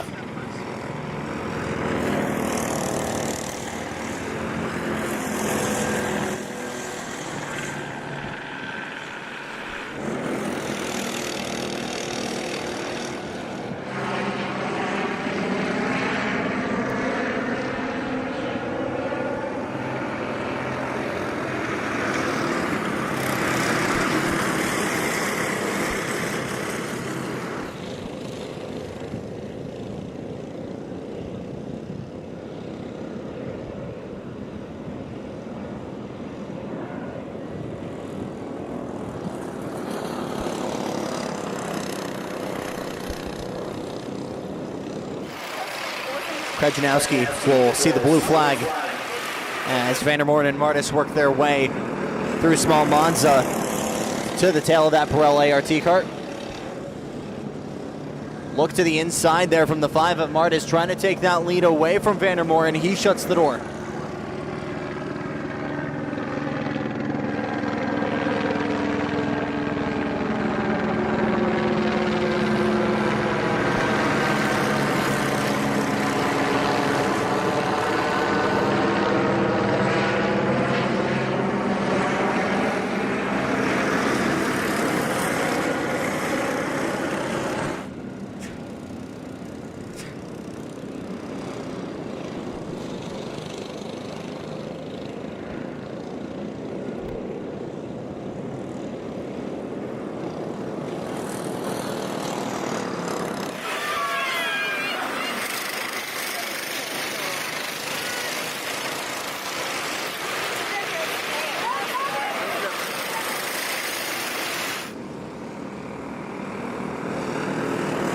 5 laps to go. Jacob Martis on the bumper. Another look to the inside as we head into the sweeper.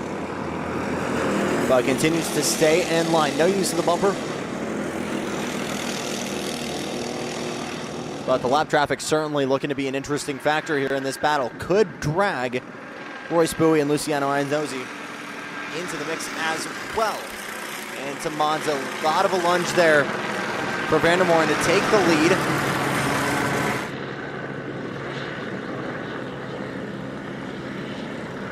Still not clear. Gap last lap, 3 seconds between Martis and Bowie. That's gone.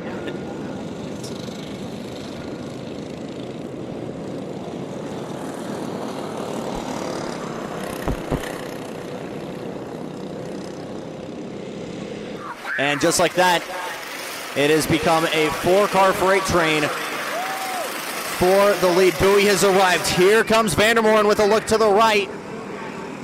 Found the space, did not have the pace to clear Vandermoren for the lead. Bowie defends middle, going into the sweeper to defend.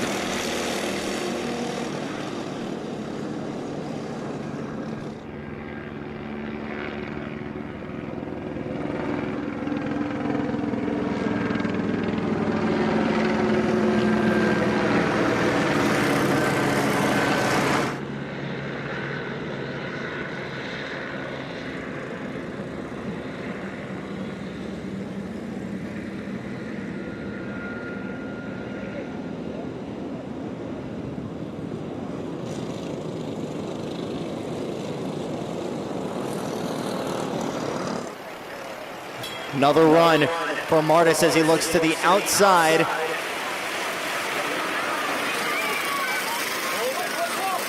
But is still unable to clear. And just like that, it has become a 7-car freight train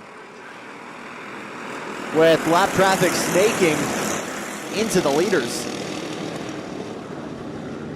Axel Hernandez out front, and then it's Levi McMath, Kobe Krajanowski, then Andy Vandermoren, Jacob Martis, and Royce Bowie at the tail end. Here's another look,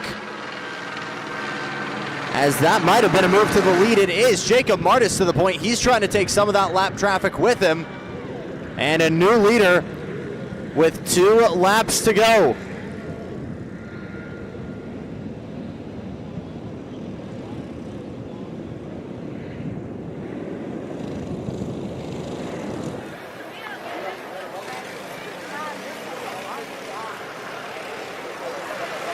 Lap traffic slow and offline. Oh, around the 71. A little bit too much on the brakes. That's locked the rears. And Vandermoren drops down to 3rd as a result. Another bit of a peek to the inside there as they continue to tussle. Looks like Majanowski trying to take a look to the inside here through the final corner. They're still 2 abreast. One's out in the sand kicking up. And with this move, here comes Martis, who will get to the point with the white flag out.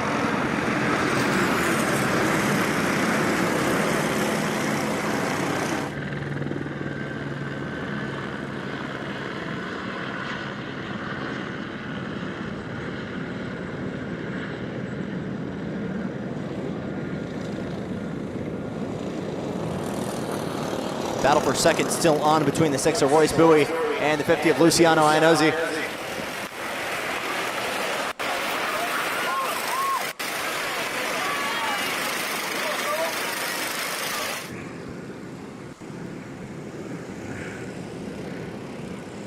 Look to the inside here as Levi McMath tries to get a move on the inside of Axel Hernandez. We'll get that done through the sweeper. Checkered flag is out. First final winner of the day, Jacob Martis in the 5. Another victory in Kid Karts. Royce Bowie brings it home in P2 with Luciano Iannozzi, P3. Ari Vandermoren from the lead will come home in P4. Sebastian Stickles 5th, Axel Hernandez 6th, Levi McMath 7th with Kobe Krajanowski in 8th to round out your first final of the day.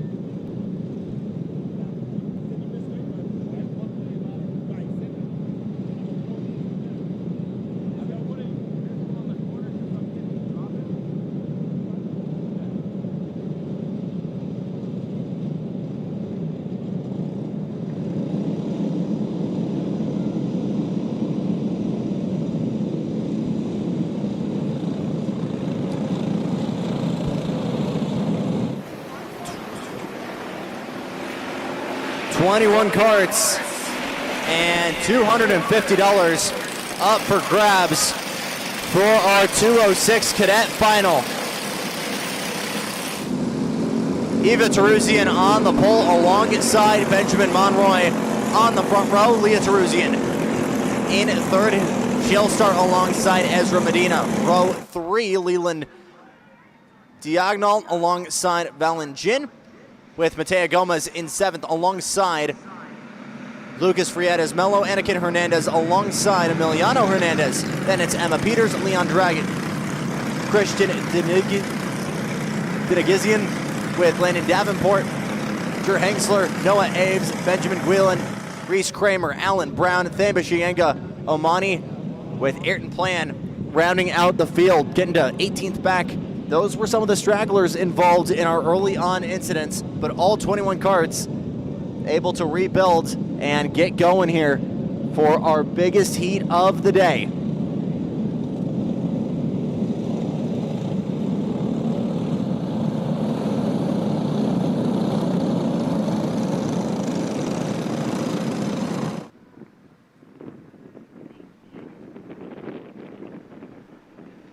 Teruzian and Monroy on the front row. Let's race for 250. Green flag in the 206s and more carnage as they all collect. One car airborne on the inside of Monza. That is a big one. One car on its lid. 5, 6 carts collected.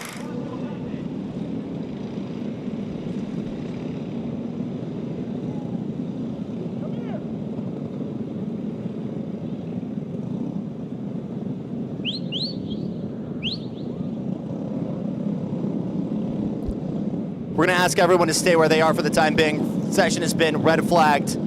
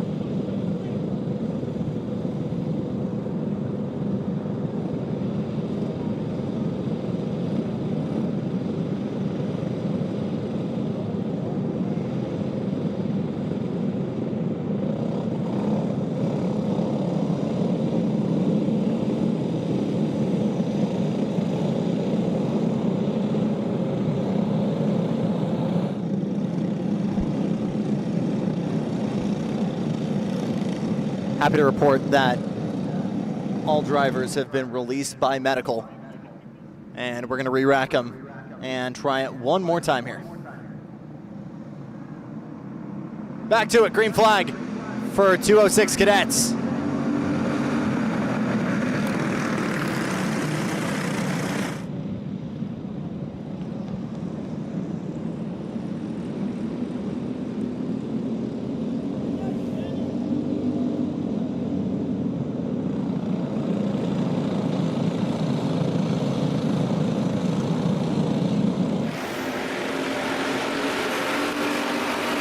Working single file through Tustin. And it is Benjamin Monroy who will lead them over Terusian, over both Terusians. Quick move there by the 15. That's Christian Dzingin as he clears one cart. That's up to 12.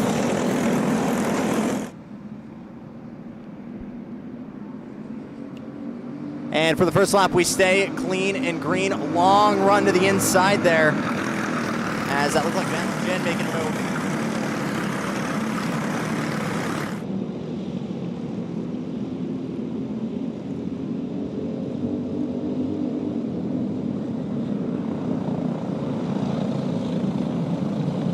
Again, the beauty of the 206 power plant, everybody is at play if you're within about 0.8 of a second. It's a Terusian 1-2 right now. But one of your big winners is the 63 with significant positions gained as a result.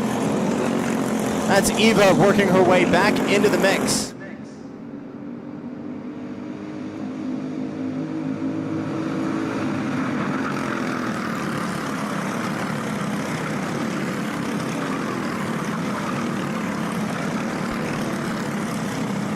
Benjamin Monroy taking the lead at the last lap, followed by the two Terusians, Valentijn working his way up as well.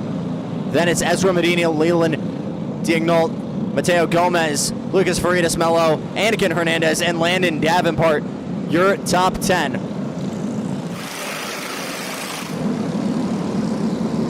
And Eva Terusian trying to carry that momentum high in the run through the sweeper. Thought about an over-under, but Monroy closing the door there. Further back, the 271, Emma Peters holding off Christian Dingazuin, as well as Benjamin Quillen. Big checkup further back. Best lap last time by for Eva Terusian of 50 even .033.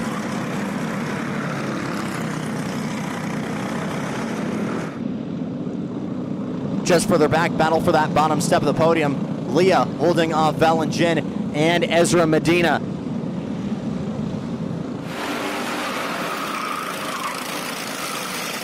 Through the small bonds, a little bit of a bogged down launch there for Eva. That will bring Valen back into the mix. And that's some big time breathing room now for Ben. 2 positions lost there for Emma Peters. She's opened up the bottleneck further back. That's allowed Christian Dzingin up into 12, Ben Gwillian up into 13th.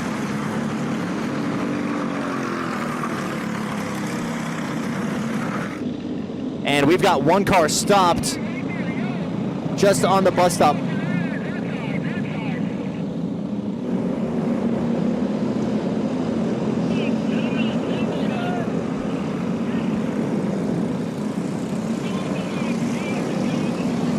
Yellow flag on track, no overtaking allowed through the bus stop. And I believe that is issues for Ayrton Plan. Emiliano Hernandez, Leon Dragon, Noah Aves, and Reese Kramer, those involved in that opening lap incident. By the way, all 3 checked and safely released by EMS. And that is indeed, I believe that's actually Emma Peters, who is stopped just after the bus stop.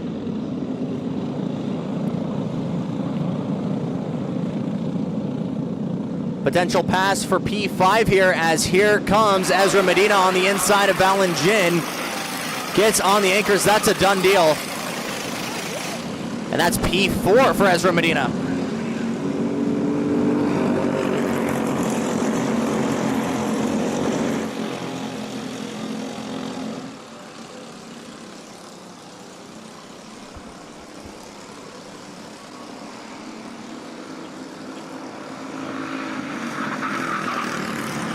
Battle starting to heat up between Monroy and Teruzzian, looking for alternate lines to launch through Tyson.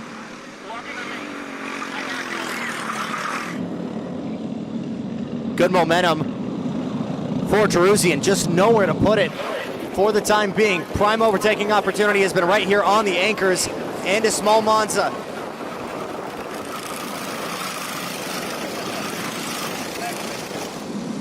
Monroy going low there, trying to defend, still forcing Teruzzian around the outside to make that move.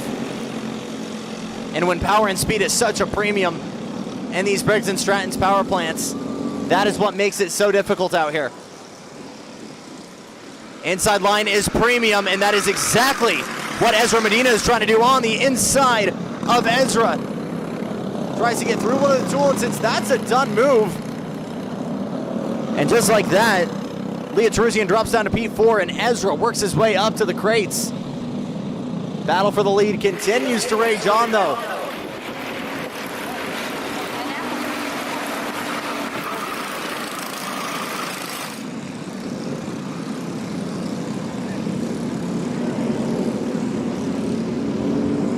Eva able to get such a good launch out of that second hairpin, but just has nowhere to go, as Benjamin forces her to take the long way around through the sweeper. And we might be going back and forth here for the podium, because Ezra Medina continues to battle with Leah Teruzzian right now for that P3 spot. So a pair of duels at the front of the field make that 3, because just behind, Valentine and Leland Diagonal continue to battle. First and second, third and fourth, fifth and sixth. Each in a pair of dogfights right now.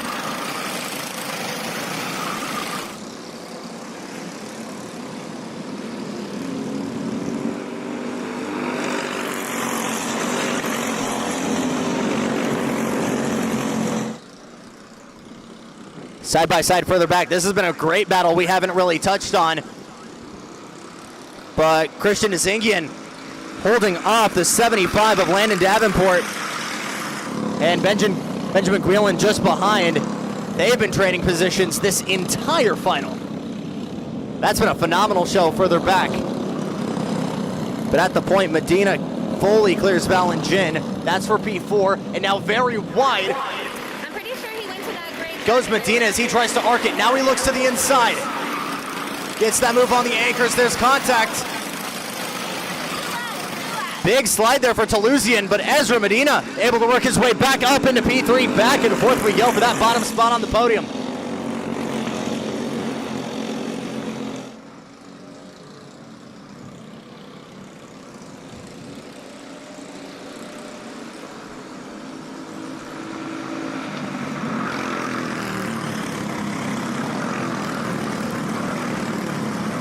Halfway home in the Cadet 206 final.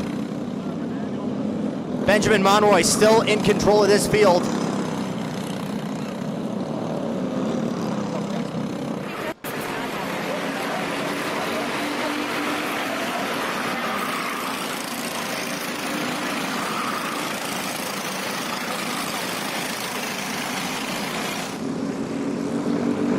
.41 of Valentine under attack still from Leon Diagonal for P5 as they've dropped back afterwards.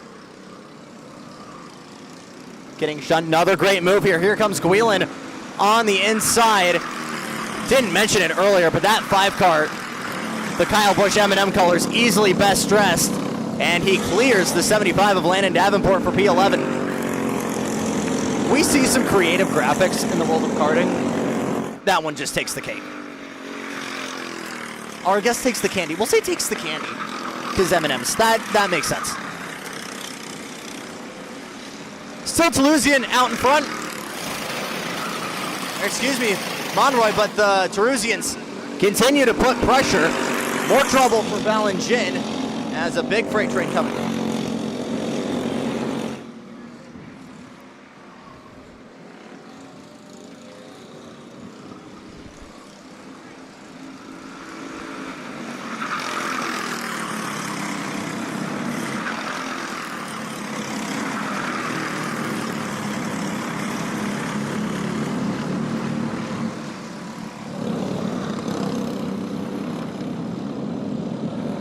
Again, P2, Eva Terusian, fastest lap, but just has not been able to clear Benjamin Monroy for the lead. Just further back, Ezra Medina has still managed to clear and fend off Leah for P3. Now a 3-cart freight train further back starting to develop. White flag, this time by Benjamin Monroy at the point all race long. He needs one more lap to do it. And $250 are coming his way.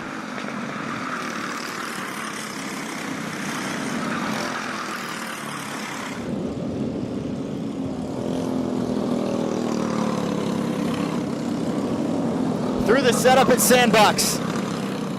Eva in lockstep, looks to the outside, tries to go the long way around, now gets back in line. Not close enough for a striking distance. It's gonna require boldness and bravery. Launches up the inside, but Monroy shuts the door. Here comes a move further back as Leah tries to swing back at Ezra Medina. They make contact and she has to back out. Over-unders continue as we work our way through the sweeper for the final time. It's been a phenomenal battle at the front. It's a drag race to the line. Who's got more ponies? To the checkered flag, Benjamin Monroy takes the final in the 206 Cadet Final over Eva Terusian and Ezra Medina. And Benjamin Monroy is $250 richer. Valengin brings it home in P5. Leland Diagonal in 6th. Mateo Gomez in 7th. With Lucas Friedas Mayo in 8th. Anakin Hernandez in 9th. And Thembashiaga Omani rounding out your top 10. Quick reminder, all transponders can be returned at the scale line after this final. A couple carts to pick up, and we'll be right back to it right after this.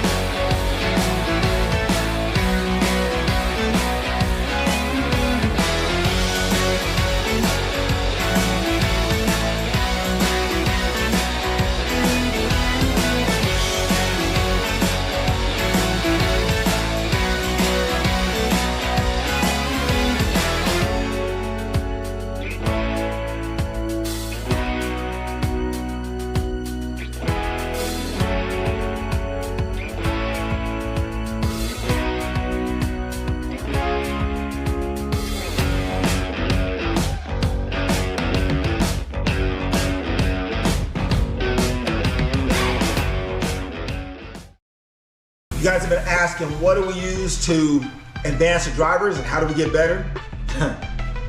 We use the GoPro 13 Black. Now, Trudy would say, man, Dad, get the 360 or the small mini, the 4K. But for me, it's all about performance and enhancing performance. And so with the GoPro 13, we put it in the side of the seat or the back of the seat that will allow you to see the driver's hands, driver's feet, if the car is sliding, basically catches the full view of what it does and what it takes to get you to the front.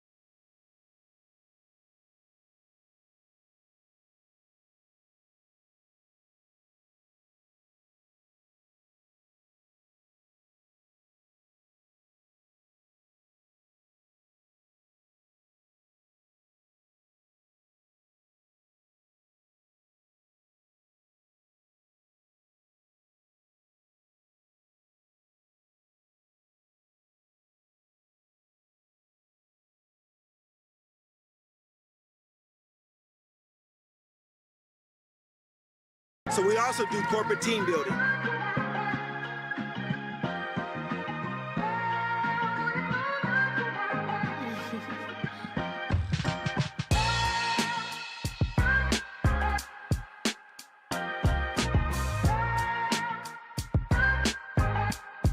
Ready.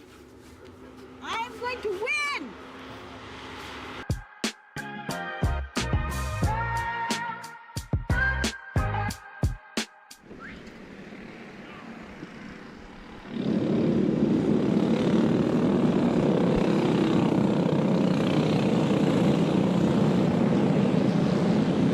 All set to get going here for the junior four-stroke final here. And it is Donald Witowski on pole with Brandon Chu lining up alongside him. Matthew Rinoel in third alongside Matty Dragon. P5 is the number 3 kart of Daniel Bion with Elijah Arellano in 6th. P7, Joseph Guthrie alongside Bodie Krupp. Roxy Rionel in 9th with Jet Henslinger in 10th.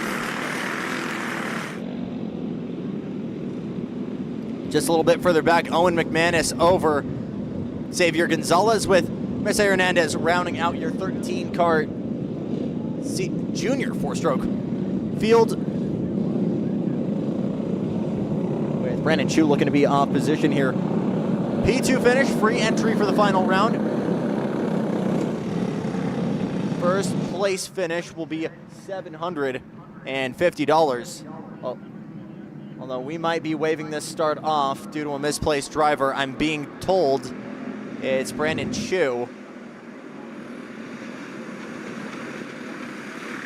So we'll re-rack him, restack him, and try again here. And this is unfortunately going to be a full stop here as we try to reshuffle everybody.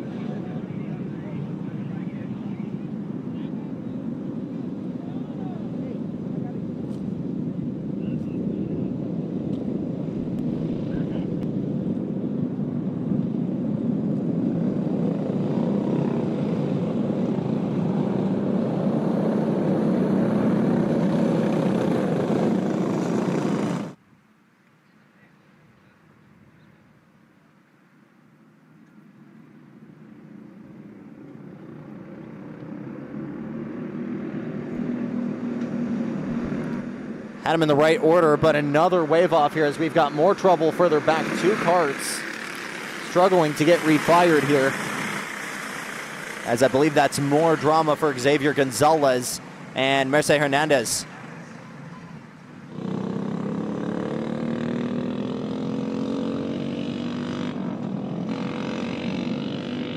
Understandable frustration there for both drivers.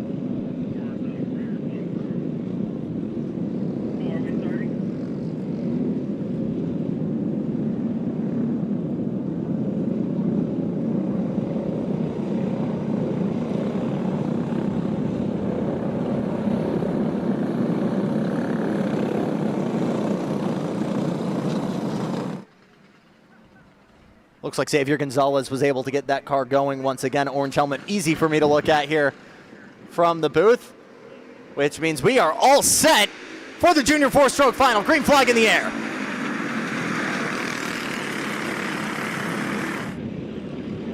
And trouble for the 944. That's Owen McManus with a loose rear bumper. And that could be the meatball flag coming his way. That might have been due to early gun contact.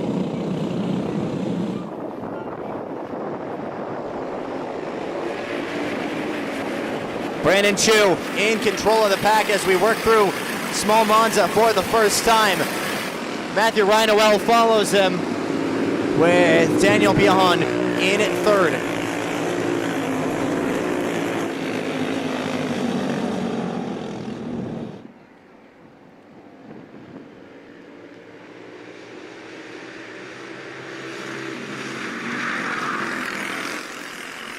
A little bit of pressure further back in the battle for P3. As it was a big dive there, P4, excuse me. Matty Dragon trying to make a lunge there to the inside of Daniel Braun. That battle continues to go on.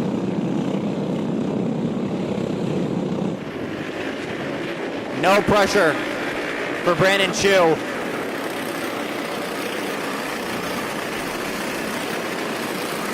But Elijah Arellano is charging hard after that start.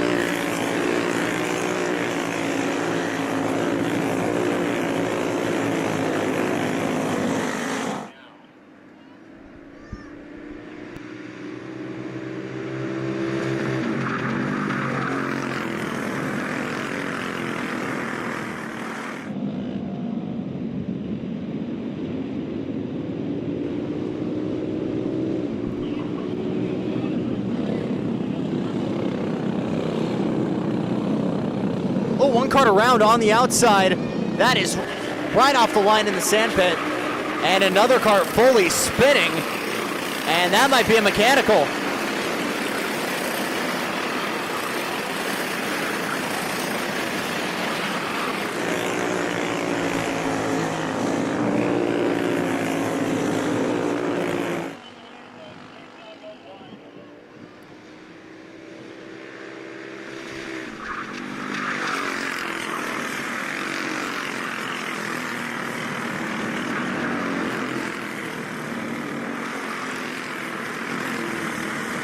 Fastest lap for Brandon Chu of 46.855. Second and a half already up from Rhino Albion. Arellano and company was a big dive earlier on from Elijah Arellano. Great start for him as well.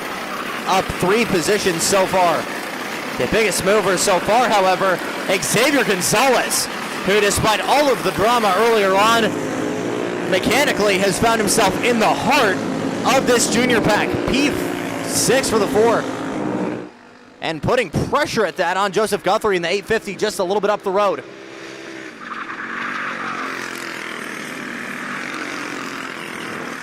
Great battle just behind with Roxy Rhinoel, Brody Cup, Jet Hensingler, and others as Krupp tries to make a move there through the large Monza and out of Tyson, trying to carry that momentum onto the curbing.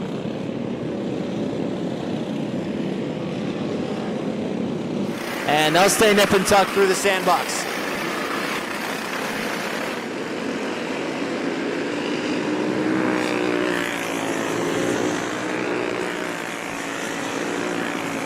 Good run here for Gonzalez. Watch that orange helmet as they work their way into large Monza. Will he be able to carry that momentum and work his way into the top 5? Pressure further back. This could be a battle for P2. As Matthew Rhinoel and Daniel Bion go side by side into large Monza. And that sorted out. Big nudge further back as we work through the sandbox. And around the outside, Daniel Bion gets himself into P3. He slides big time through large Monza, leaves the door open on exit, but he shuts it. Further back, Guthrie continues to keep Gonzalez at bay. Then it's Rhinoel leading a 5-cart freight train. That's the remainder of this field.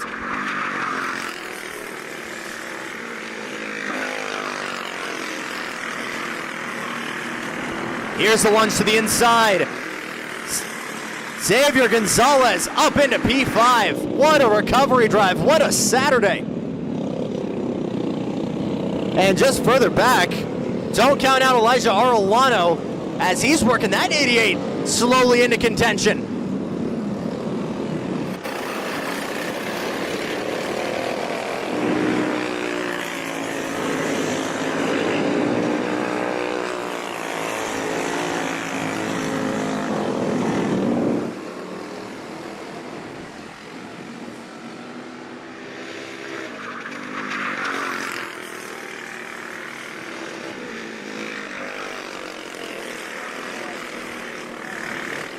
Great battles throughout the field. Nobody home, though, for Brandon Chu.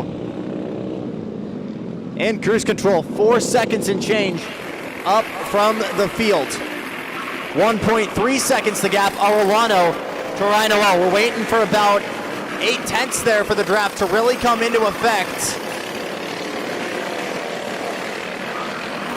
The DRS range, if you will, for him to go ahead and close that gap and get to the bumper.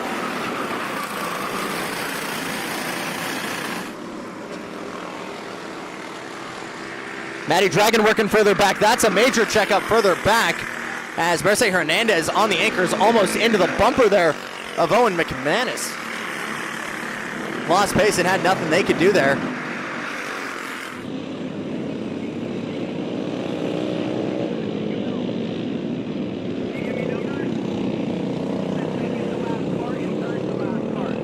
And might be some, let's call it some morally ambiguous wheel going on towards the tail end of the field. We'll have to wait and see as Gonzalez continues to fend off Joseph Guthrie. That's been a phenomenal battle. And there is something up with one of these carts. The 551 dragging.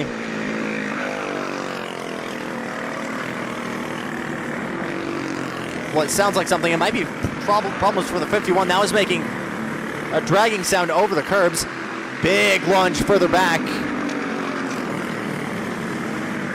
into small Monza.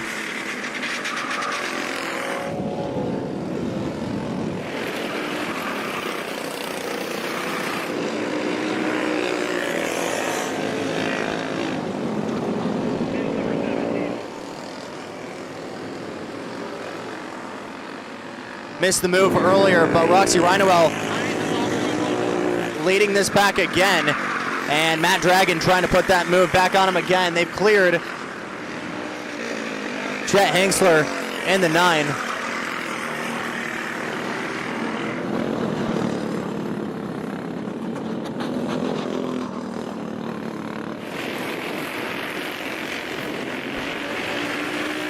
So it looks like actually trouble right now for Roxy Rhinowell. And I'm not sure if it's what cable it is specifically, but one of them is being pulled to keep that on track. As Matty Dragon advances into P7.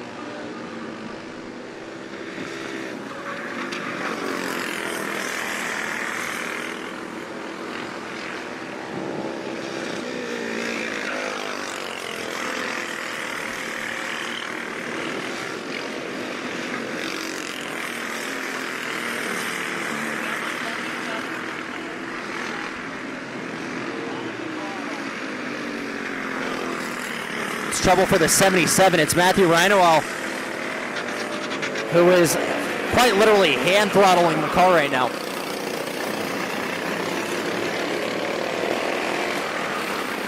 You can see his left hand on the steering wheel right now. Right hand operating the throttle right now on top of the block because that's snapped.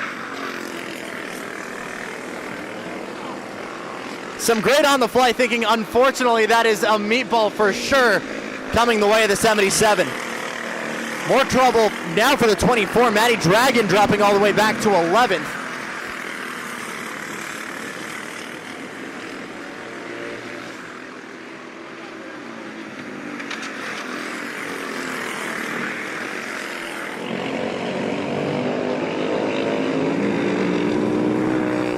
With that, Daniel Bihan and Elijah Arolano have been promoted, and this has immediately evolved into the battle for a free entry in a few weeks' time.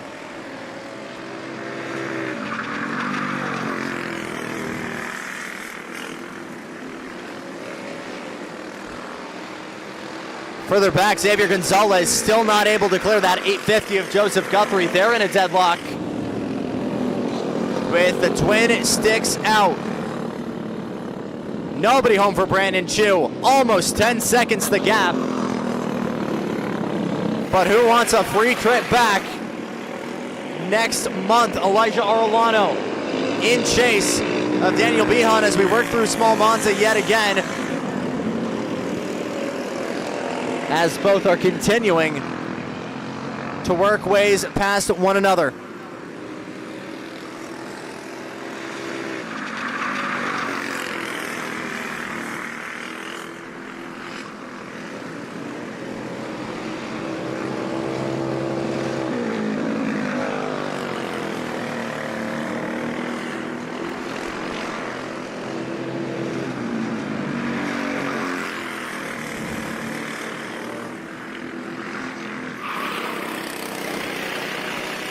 What a race for the 21 of Brandon Chu. As a big look to the inside, late block there from the 3 of Daniel Behan trying to defend from Arellano. Checkered flag is out. Brandon Chu is going to take your senior four-stroke final and flex his way across the line. We're not done just yet because this podium is yet to be told. A late block from Daniel Behan in the run into Small Monza will lock him into P2. And Elijah Arellano coming home in P3. Your driver of the day, though, absolutely Xavier Gonzalez, up 8 positions, P12 to P4. Joseph Guthrie home in 5th.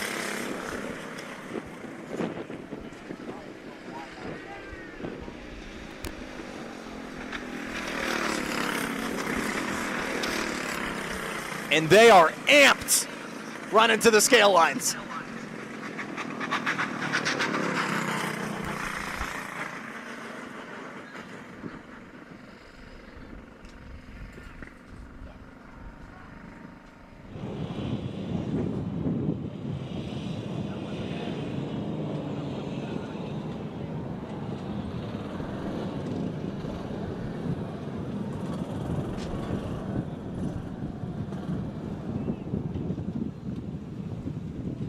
Brandon Chu, win number 4 of the season, has quite possibly propelled himself into the championship lead on the way to the final round. But with a gargantuan comeback drive from Elijah Arellano, up 3 positions himself, it is going to be spicy on the way to round 8. We'll step away for just a moment here, but the money race is coming up. Seniors and masters with $1,000 on the line. Stay with us. You guys have been asking, what do we use to advance the driver?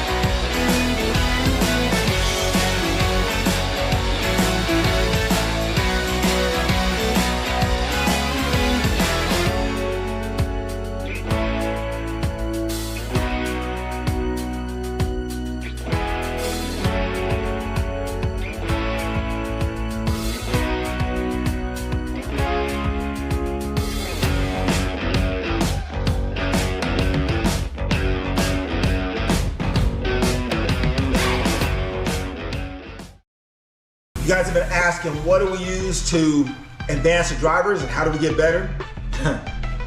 We use the GoPro 13 Black. Now, Trudy would say, man, Dad, get the 360 or the small mini, the 4K. But for me, it's all about performance and enhancing performance. And so with the GoPro 13, we put it in the side of the seat or the back of the seat that will allow you to see the driver's hands, driver's feet, if the car is sliding, basically catches the full view of what it does and what it takes to get you to the front.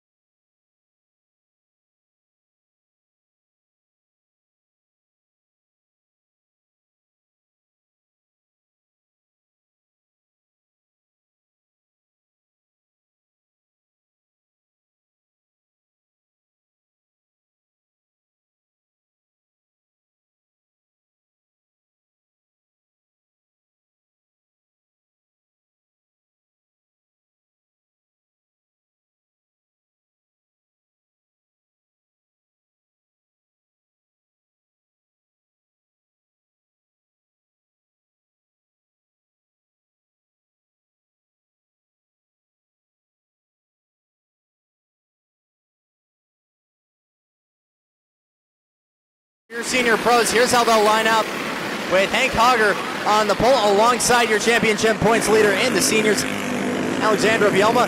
Nick Chernrock off in third alongside Max Baxter in fourth. Great drive from him in the final. Dominic Goncharko is in fifth. He'll be alongside your pole position driver in the Masters, Steve Hogger, sixth overall. Adam Tahan is a sandwich there of the seniors. He's seventh alongside Robert Spurlock, Jacob Rice, Nick Rajewski, Kamaria Calhoun, Nicholas Marquez, Steven Tistris, Joseph Garbo, and Jesse Bay, your field of 13.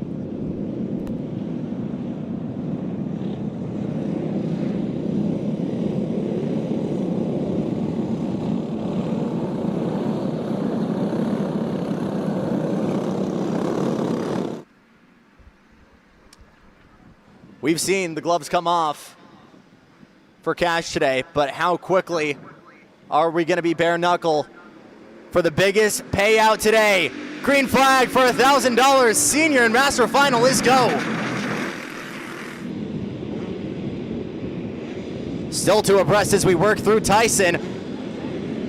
And I think that's Vielma, who is able to make it work through the inside. Now we get into single file as we work our way out of the sandbox. And in the main overtaking opportunity of Small Monza. And it is indeed the 81 Hank Hogger who will lead them. The 71 of Alejandro Vielma in second. Nick Chernrock taking P3 for Max Baxter in the progress. How's our Masters looking like? It appears to be Steve Hogger still out in front for a Hogger sweep. But looking further back, how's Robert Spurlock closing that gap? Already a potential lunge, a little bit of bumper tap there from Vielma into Hank Hogger. Gentle reminder that we've still got 14 laps, and this is far from over. Three-car breakaway early as Baxter holds off Goncharko, Hogger, Tahan, and Marquez.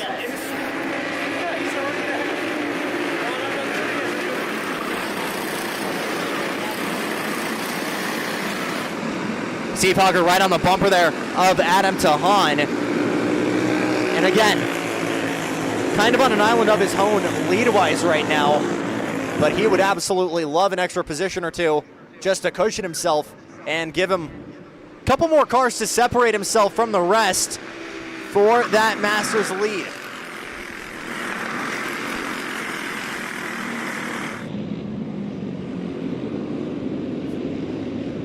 Vielma, great exit there out of Tyson, had a peek to the outside, but Vielma has that deep entrance as well, kept him from trying to go the long way around. One cart off, three carts collected through sandbox, almost four. One cart stopped at the very apex, and that is right on the racing line. Surely that could be a yellow flag as they'll try to refire it. 123 of Robert Spurlock dropping back a handful of positions. That's fantastic news for Hogger.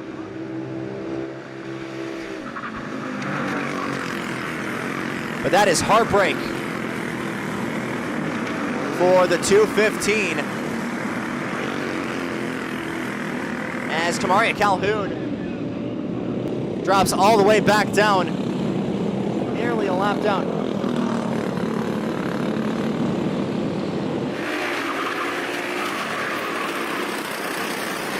Look to the inside. Here comes the 427, Steven Siris. Closes the door, gets around Adam Tahan, and points forward saying, let's work together.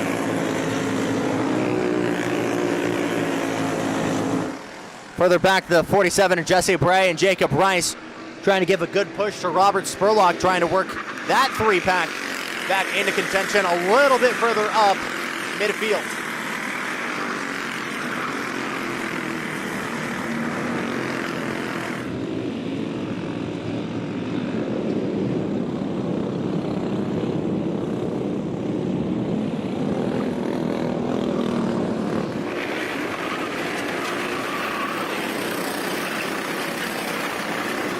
Hogger continuing to hold off. Alexandro Vielma As further back, the 427, Seven Steeris continuing to keep Garbo and Spurlock at bay. Not even halfway home yet. And so much to talk about. Two of your biggest movers here, P6 and 7. Nicholas Marquez, Steven Steeris, all up 6 apiece. He can make that 3. Joseph Garbo in that as well. Dominic Goncharko just 1 away from the crates. He's going to need some pushing help from Max Baxter behind in the 33 to try and close that gap to Nick Chernock, though. 92 and Nick Chernock, by the way, on an absolute archipelago. No drafting help for him.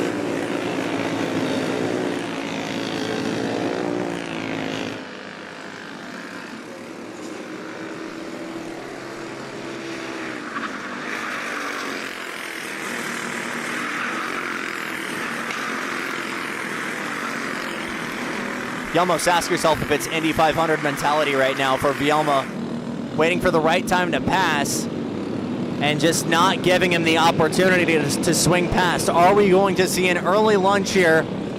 Is there enough confidence maybe in getting to the front and building a gap on Hogger?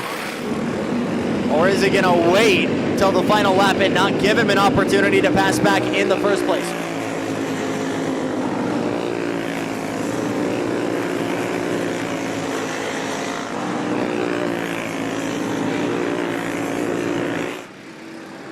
Here's a dive to the inside. Alejandro Vielma gets to the inside, shuts the door, not done yet. A chance at an over-under right now from Hank Hogger on the inside. We're 2 abreast coming out of Mike Tyson. And somehow Hank Hogger able to hold on to that lead. Not done yet. Late plant and launch there from Alejandro Vielma. That was an expensive move from both drivers, because that gap has gone from 3 seconds to 2 seconds now. To Nick Chernock, a little bit further back. 222 of Nick Marquez trying to fend off Max Baxter. Does not want to work with him anymore. He tried clearing him for P5.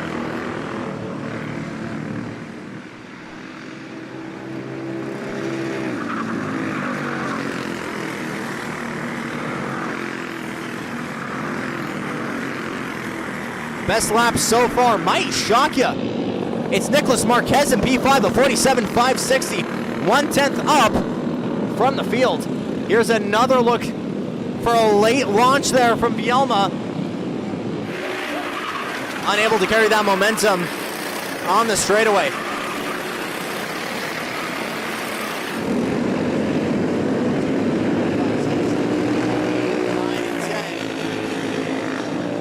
And that is a late lunge there from Nick Rajewski. He just took P9 from Adam DeHaan into Small Monza.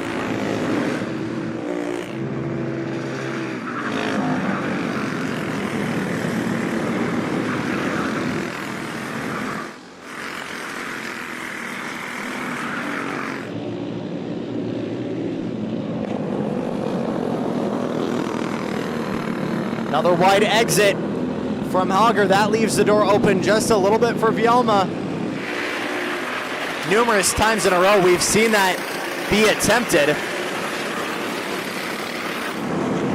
but to no avail. 222 fully clearing Max Baxter is Nick Marquez. He is right on that bumper of Dominic Goncharko for P4.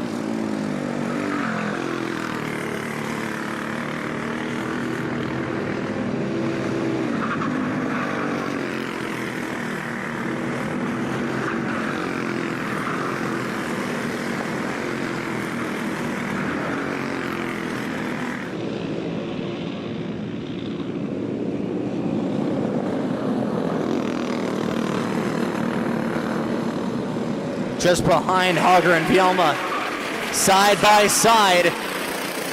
Goncharko and Marquez. Marquez to the outside. Goncharko to the inside. Flipped scripts. We're still 2 abreast as we work our way to the back straightaway. And Marquez works his way up into P4. Good stuff.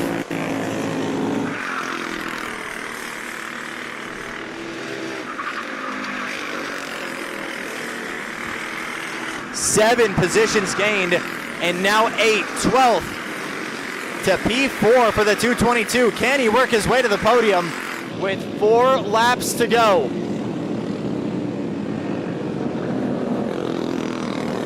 He's absolutely going to need some pushing help from Guncharko, but Nick Chernock is absolutely a sitting duck in this moment.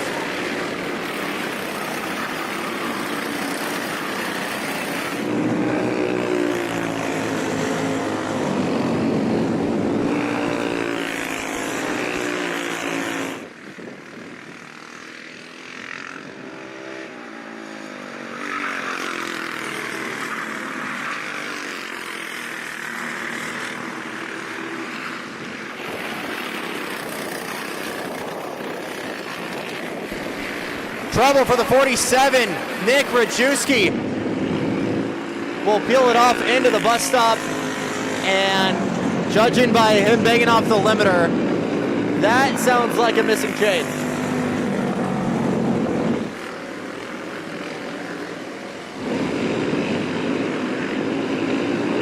Twin sticks out this time by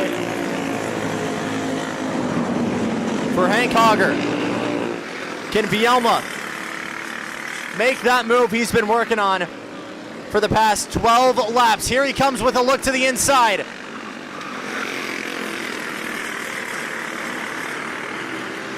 And that might have been fully clear. Or is that lap traffic being a factor? It's so hard to tell from a distance.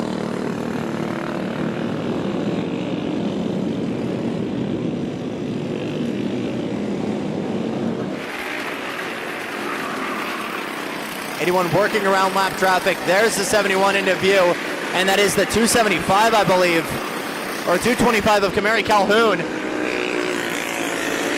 who was in the way. That is not what Vielma wanted there to try and close that gap. It's going to take a Hail Mary lap, and he's only got 1 left to give it a go. White flag for Hank Hauger.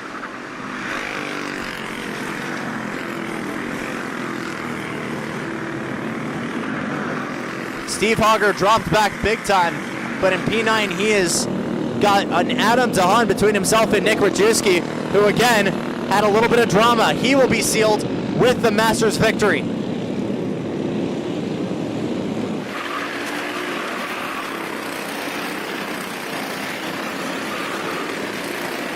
Battle further back as Marquez tries to get his way on the podium. He's caught up to the 92 of Chernock.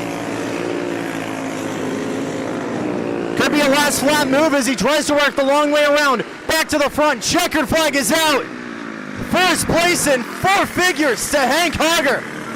Alexandro Vielma in second. And to the line with a little bit of pushing help. Oh my goodness.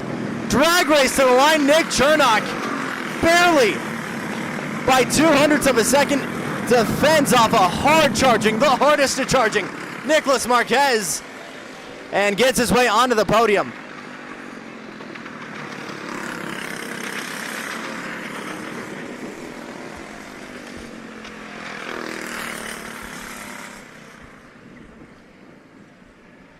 What a phenomenal penultimate. What a phenomenal penultimate final there as we set the stage for shifters to bring things home. Some kart pickup in progress. Reminder for everybody trackside to drop those transponders off at the scale lines. We will be right back for the last final of the day with the shifters.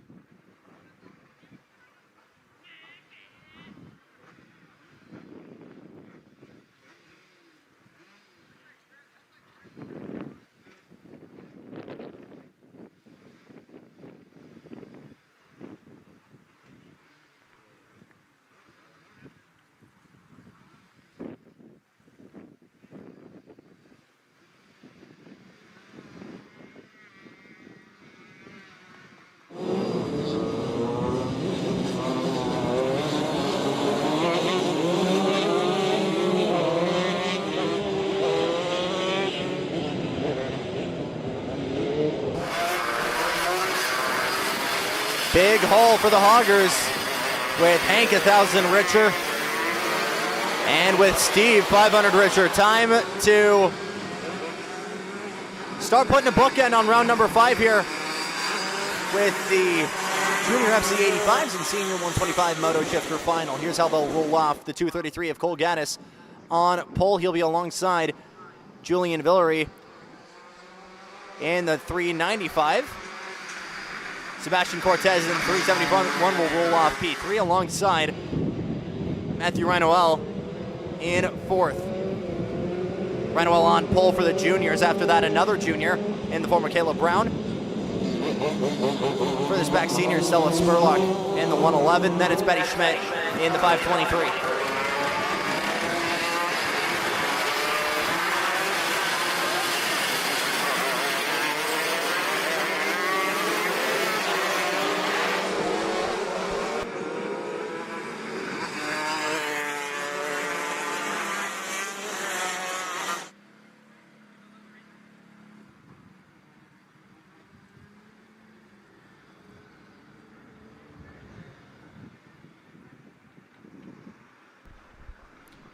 Huge thank you for everybody, teams, drivers, coaches, fans, friends, family, for spending time out of your Saturday and making your weekend a part of ours. Gaddis on the inside, Villery on the outside. 100 up for grabs for the juniors, 200 for the shifters. Let's go for Dell one more time this Saturday as we go green for the shifter final.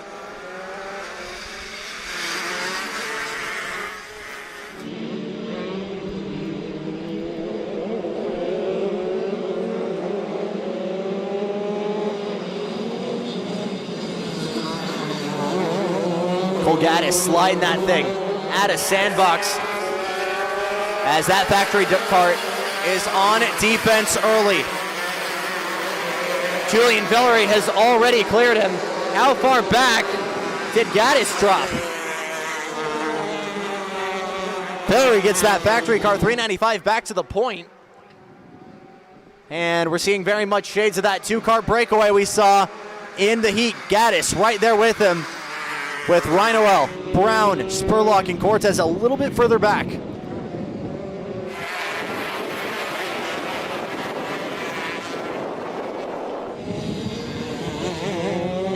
Rinoel leading that second train over Caleb Brown and Spurlock.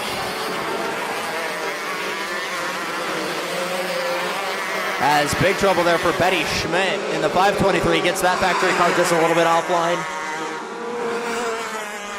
Matthew Rinoel, third outright, first in the juniors though.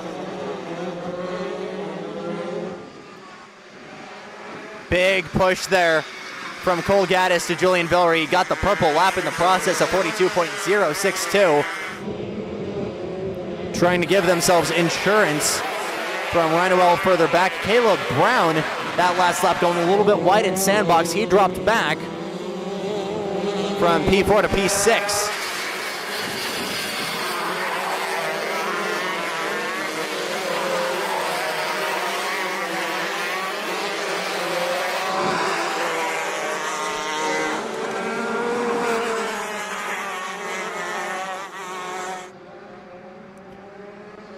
We've already seen Gaddis in this hole earlier today. He's going to waste no time, though, to try and get to the point, lunging to the inside of Villery through Big Monza, and it looks like he's already cleared him back to the point.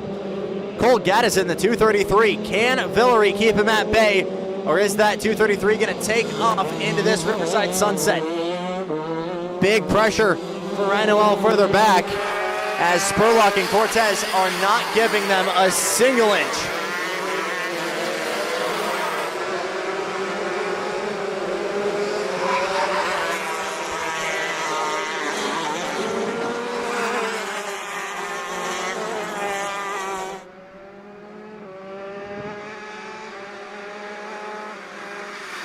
Villery able to swing back, by the way. Didn't even talk about that as the battle is going on. And here's another look as Sebastian Cortez dives to the inside.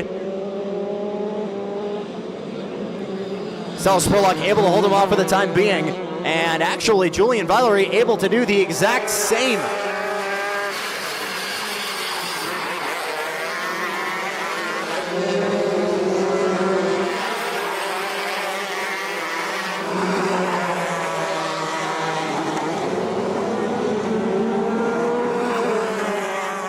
Yellow flag, we've got trouble into large Monza. What has happened?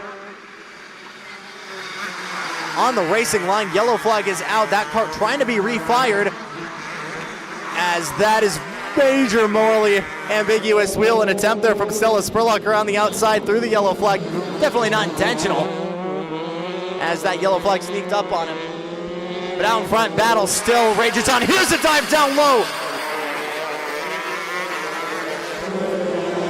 424, and just like that, back to the point goes Cole Gaddis.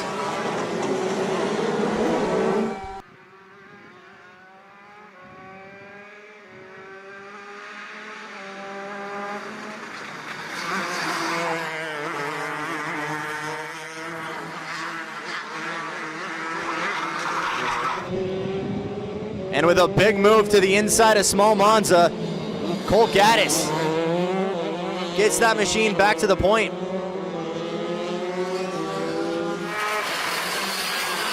Betty Schmidt in the 523 involved in that. Looks like Sebastian Cortez might have gotten tangled with Spurlock once again.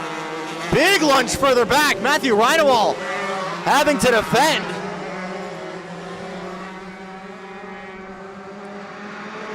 Spurlock's okay. That might have been Caleb Brown who got checked up in the process. It was another kart off in large Monza. And it was the 111 of Stella Spurlock. Caleb Brown gets the promotion up to 542. Gets that 542 kart up into P5, excuse me. And that becomes your battle for that bottom step of the podium.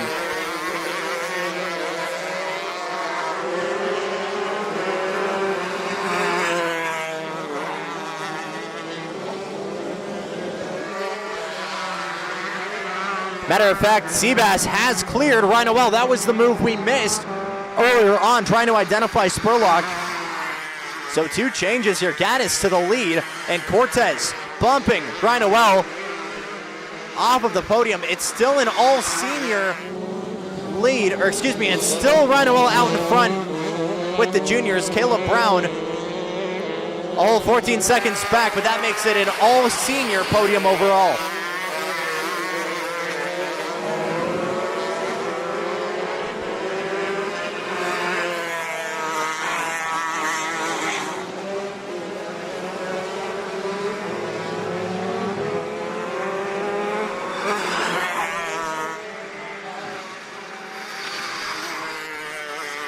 .17 the gap. Gaddis to Valerie. Cortez a whole 9 seconds back. Nobody entirely out of the woods just yet with 6 laps to go.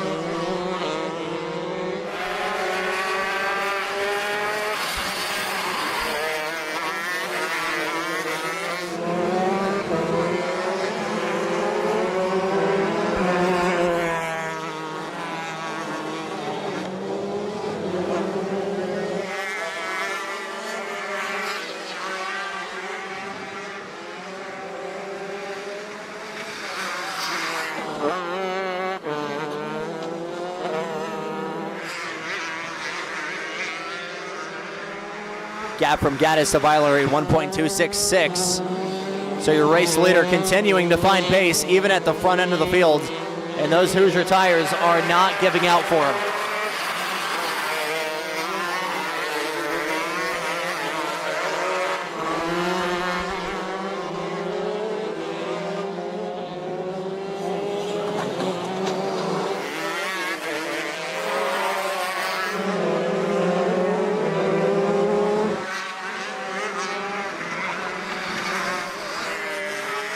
Seconds the gap now between Cortez and Reinowell. He shot out of a cannon after clearing the 77.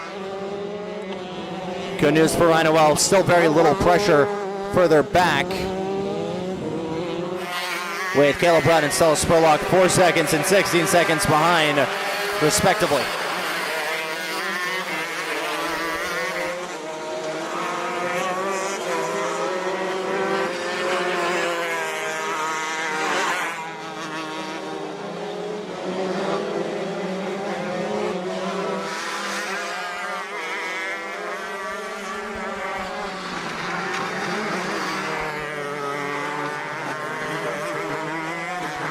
Haven't seen a lot of shifter action here at Adams this season. But when we do, it is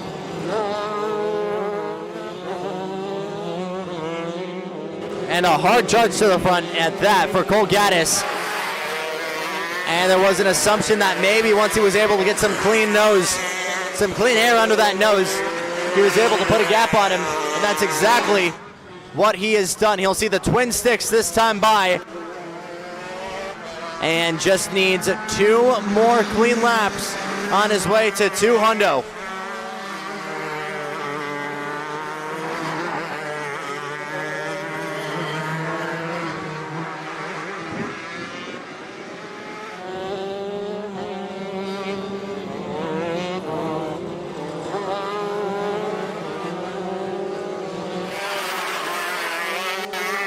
Big mistake there for Valerie that last time by 2 seconds. And 6/10 now the gap, first to second. Big lifts there from the 371 as Cortez continues to have a healthy 6-second gap over Matthew Reinewell. White flag for Cole Gaddis. Trying to clear that lap traffic of Stella Spurlock, that pink 111.